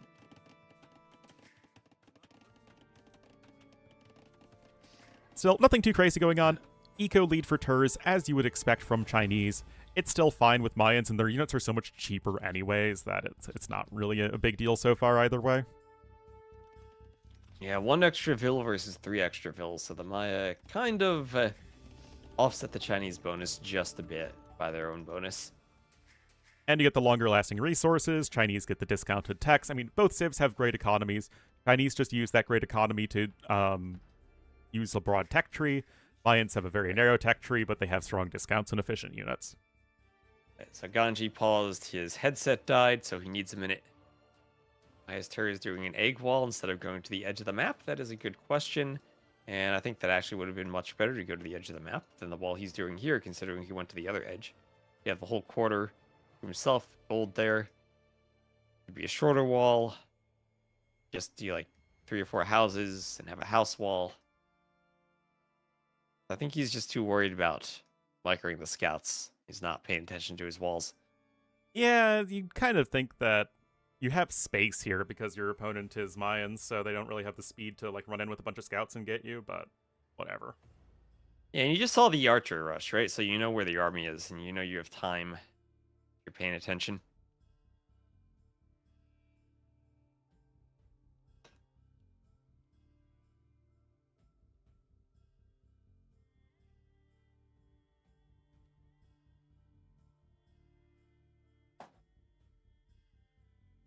Well, hopefully So the what do you headset think of? will get put back in. Yeah, hopefully it gets fixed. Hopefully it's not like that time Margugu broke his glasses and didn't have a backup pair. I knew exactly what you were going to say before you said it. It's like, yep. So, have you ever played any of the Age of Mythology DLCs? Because they have like 3 new DLCs for it, right? I played the Chinese one and wasn't very impressed by it. But I didn't play any of the other ones. They're Japanese and Aztec ones too, right? Yes. Did you play them? I did not. The Aztec one is a big improvement, is it? I feel like when I play Age of Mythology, like, when there are new civs, it kind of makes me just hesitate to play it. 'Cause there's just so much random stuff that gets added that you don't know what it is. And then you're playing the game, and you see something, and it's like, oh, what's that? I mean, it's just the new civs are all so different that it's a lot harder to keep track of. Yeah, I really don't like this tower location, actually. It should be on the other It's side. kind of necessary on the gold, I think. Maybe the other side's better. I mean, you're Wherever still it going to is, get just needs to be pressured there. by Terz and early Castle Age, almost certainly. Maybe he'll do a second tower on the front. He does have 3 vills on stone, or he's sending 3 over there now.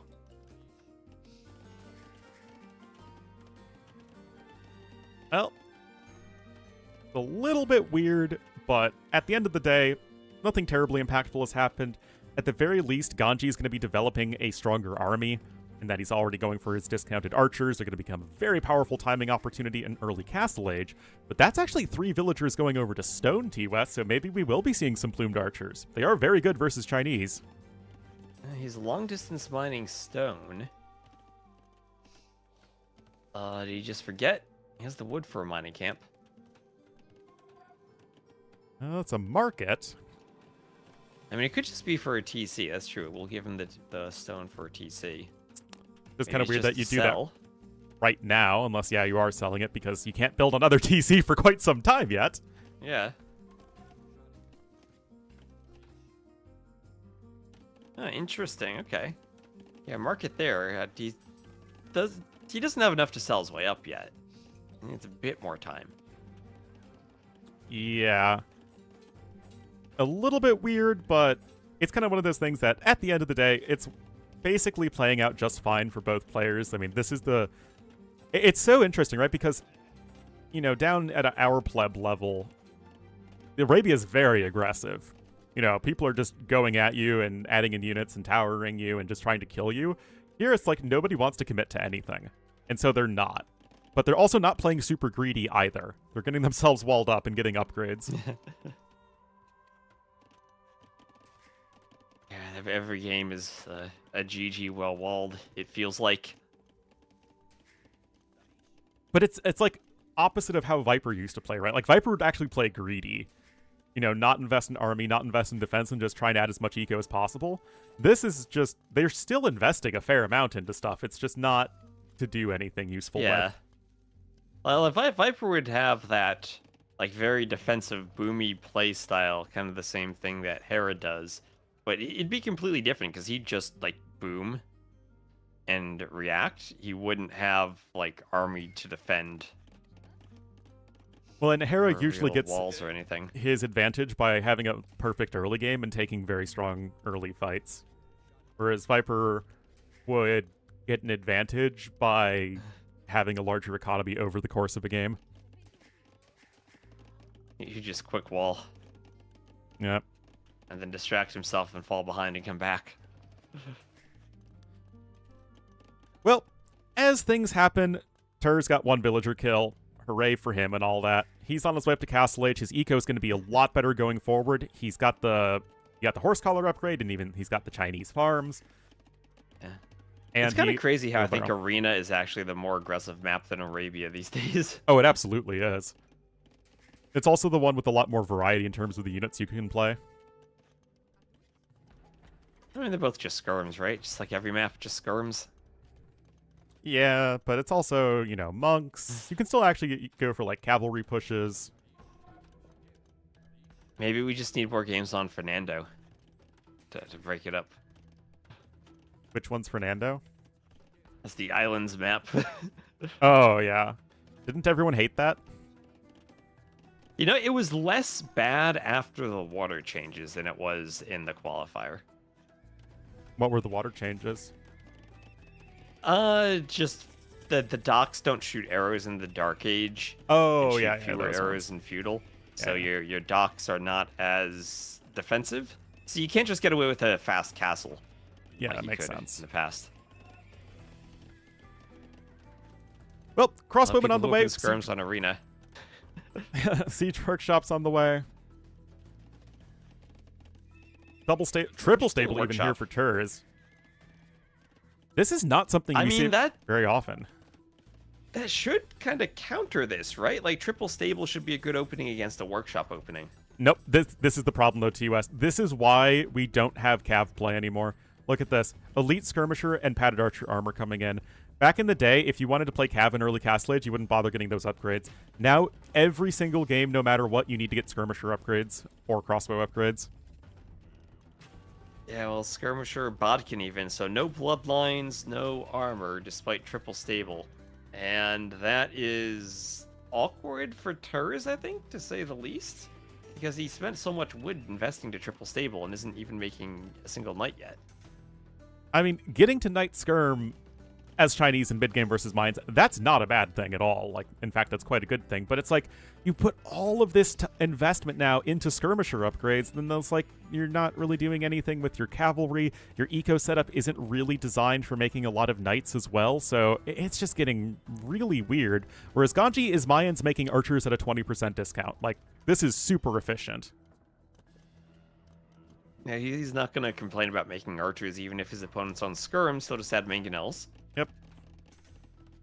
And no redemption anymore for the Chinese, and also no redemption for the Maya, so no mangonel conversions. And gonna get a shot. Terz will dodge. This is what frustrates me so much about the meta TOS. It's like, you want to go triple stable knight. Like you, I was really excited because, like, okay, your opponent won't have that many crossbowmen, but nope. Skirms.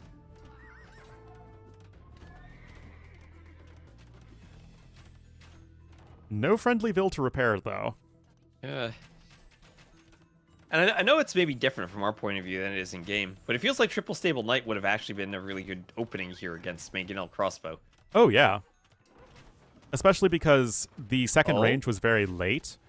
It's, again, one of those meta shifts that we've seen over the years is that ranges are coming in later and later and later, so your opponent wouldn't have the archer mass that they necessarily would need to deal with all that. But as it stands, turns out when you're making one thing, it's much easier than trying to sort of do two things, and Ganji's just crushing this.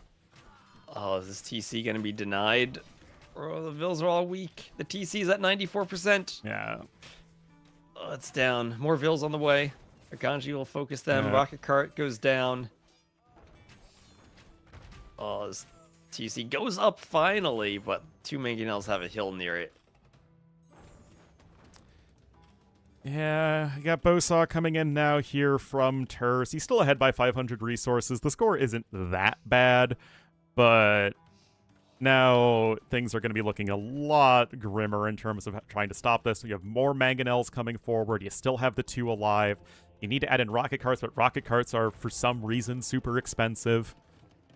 Ooh, we got a market, too, for Terz, so he can add some trade carts to his triple stable knights and try to counter the mangonels with them.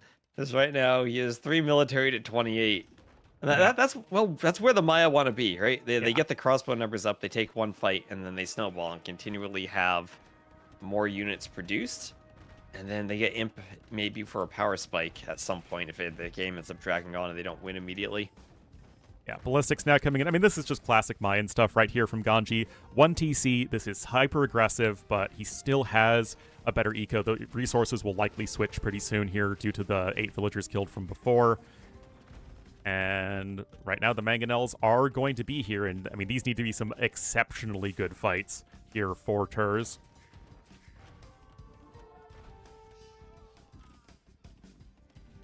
And the crossbows are going to pick off some Vils that had been walling. Ballistics 4 seconds away, so the Vil survives. Ganji will just open the palisade so we can keep moving through. Yeah, glancing hit right there onto the two of the mangonels. Still have to be careful. That is actually kind of weird. Good movement, though, here from Ganji, for sure. Oh! 2 for 1. Or no, 2 for 2. Never mind. There's some skirms in the wood line. Ganji is there. He's picking off more Vils. He's getting 7 Vil lead, 8 Vil lead.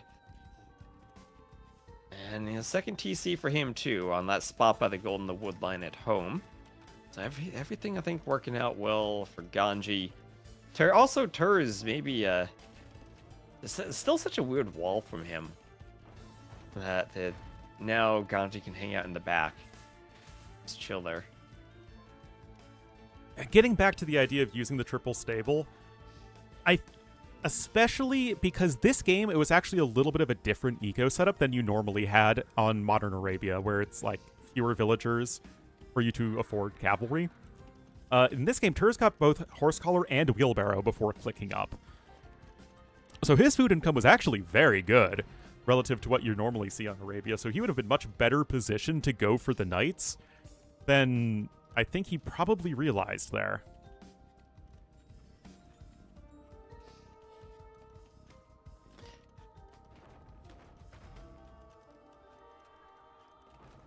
crossbows going down to... Somebody attack! Somebody do something! I just got some rocket carts and crossbows dancing, Ornlu. They're dancing on the front of the base. Oh my god. They're clearing each other out. Well, you get the kill there, I guess. Eco upgrades are still better for Terz. There, I mean, Chinese eco is still good. But, I mean, Ganji's moving forward. He still has that crossbow mass in the back of the base. But that's still a risk, though. If one rocket cart shot lands, all the crossbows just melt instantly. And like there it is. There it is. Pick the repair bills, though. It's still micro. Now he's paying attention, though. Well, once he tanks one shot, he pays attention. And you can't get the second. I mean, the eco is a mess. Ganji did a really good job of spreading out those archers and then just getting a villager kill here and there. And that adds up over time. I mean, it's like, oh, okay, get 2 more villagers, get 2 more villagers, and now suddenly you're looking at a 10-villager lead. Yes, the eco upgrades aren't as good, but you've also disrupted your opponent's economy a ton. Yeah. You just need to start taking better fights. Yeah, Ganji's eco is weird. He's got 34 vills on gold. And, like, no farms, only 6 on food despite 2 TCs. Or despite 3 TCs. So what's he gonna do with all that gold? Beautiful micro there from Ganji, though. Sniped all the vills that were there to repair. Is now just within the rocket cart's minimum range. That's very messy. More skirms are having to be trained. And, yeah, I mean, Terz is still in a terrible spot. Yeah, but now, there we go. Ganji buying 500 food. He's actually gonna go imp soon. Buying 1,000 total food, selling wood, and he's up to imp. And this is what the Maya can do. They can play that low eco imp build simply for the cheap archer line, do bracer, and then kind of win the game just from imp timing. Well, I mean, honestly, it's not that bad of an eco. I mean, yeah, the eco upgrades are bad, but he's still on 74 vills, which is enough for Mayans. For a moment, it looked like Terz was actually going to do like a huge flood of knights, and okay, he's going to do so now, but he basically needs to win the game in the next couple minutes before the imp upgrades come in, and this is probably still too late for that. Yeah, once the imp upgrades come in, if you have a decent number of crossbows, at least with bracer, you will absolutely massacre Castle Age knights. Yeah. Terz would need a large number of knights and a really good fight, and the timing before the triple of bracer chemistry R-Ball is afforded. That feels like it's just a little too much to ask for here for Terz. Vil actually goes down. Mangonel didn't take any damage whatsoever. And it is just going to be all the archers. Ganji did a beautiful job of picking up all the relics as well, so great diligence from him there. And again, like, this game needs to end in favor of Terz very, very soon, and I just don't see that happening. You need some very good and very quick or rocket cart shots. And Mangonel survives thanks to the repair vills. And the hill's very hard to push. More repairs. It seems like Terz is having trouble keeping up with this. You're microing your heart out there, but you could have just set the knights in and cleaned up everything anyway. Now they're going to be archers in the back of your base, and again, this is just working closer and closer to the victory for Ganji. And again, there's nothing to defend those vills in the wood line on the back. Rocket carts have basically stalled out in the middle due to the numbers of crossbows, but here comes the raid. Ganji's in the back, and Terz is going to lose a ton of vills on that wood line. They have to run, but Ballistics is there, and he's got nowhere to run. There's Imp. And that should be GG, honestly. I say Terz is going to fight it out. I think he's going to try to force a bracer from Ganji. He will clean some crossbows in the back. There's bracer coming in, though, and I mean, you're at 30% discount on your crossbowmen. You are just going to make way too many crossbowmen for you to possibly lose anything. And from there, it's just about patrolling across the map. There's no defensive castle or anything, so there's nothing that would stop a forward castle. And this is going to be all done soon. There we go. There's the GG. And Ganji, and a very close set. We'll come back to win 3-1 after dropping the first game.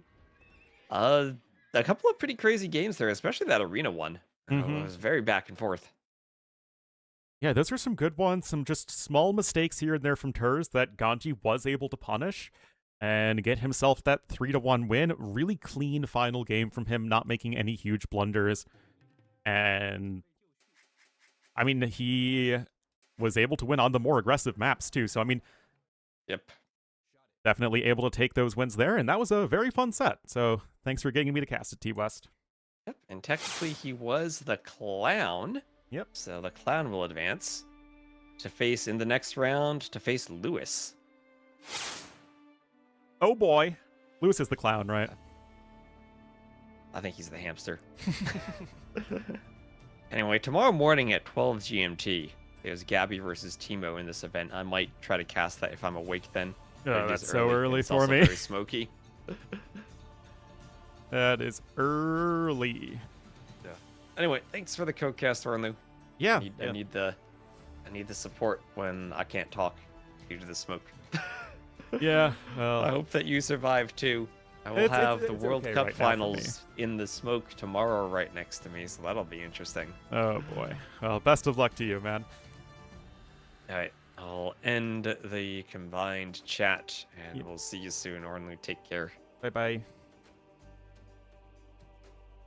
All right, guys, that is going to be it for me today. I do need to work on my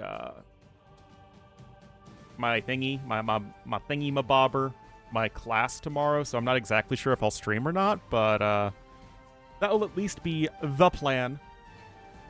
But yeah, thank you so much everyone for watching, and I will see you guys soon.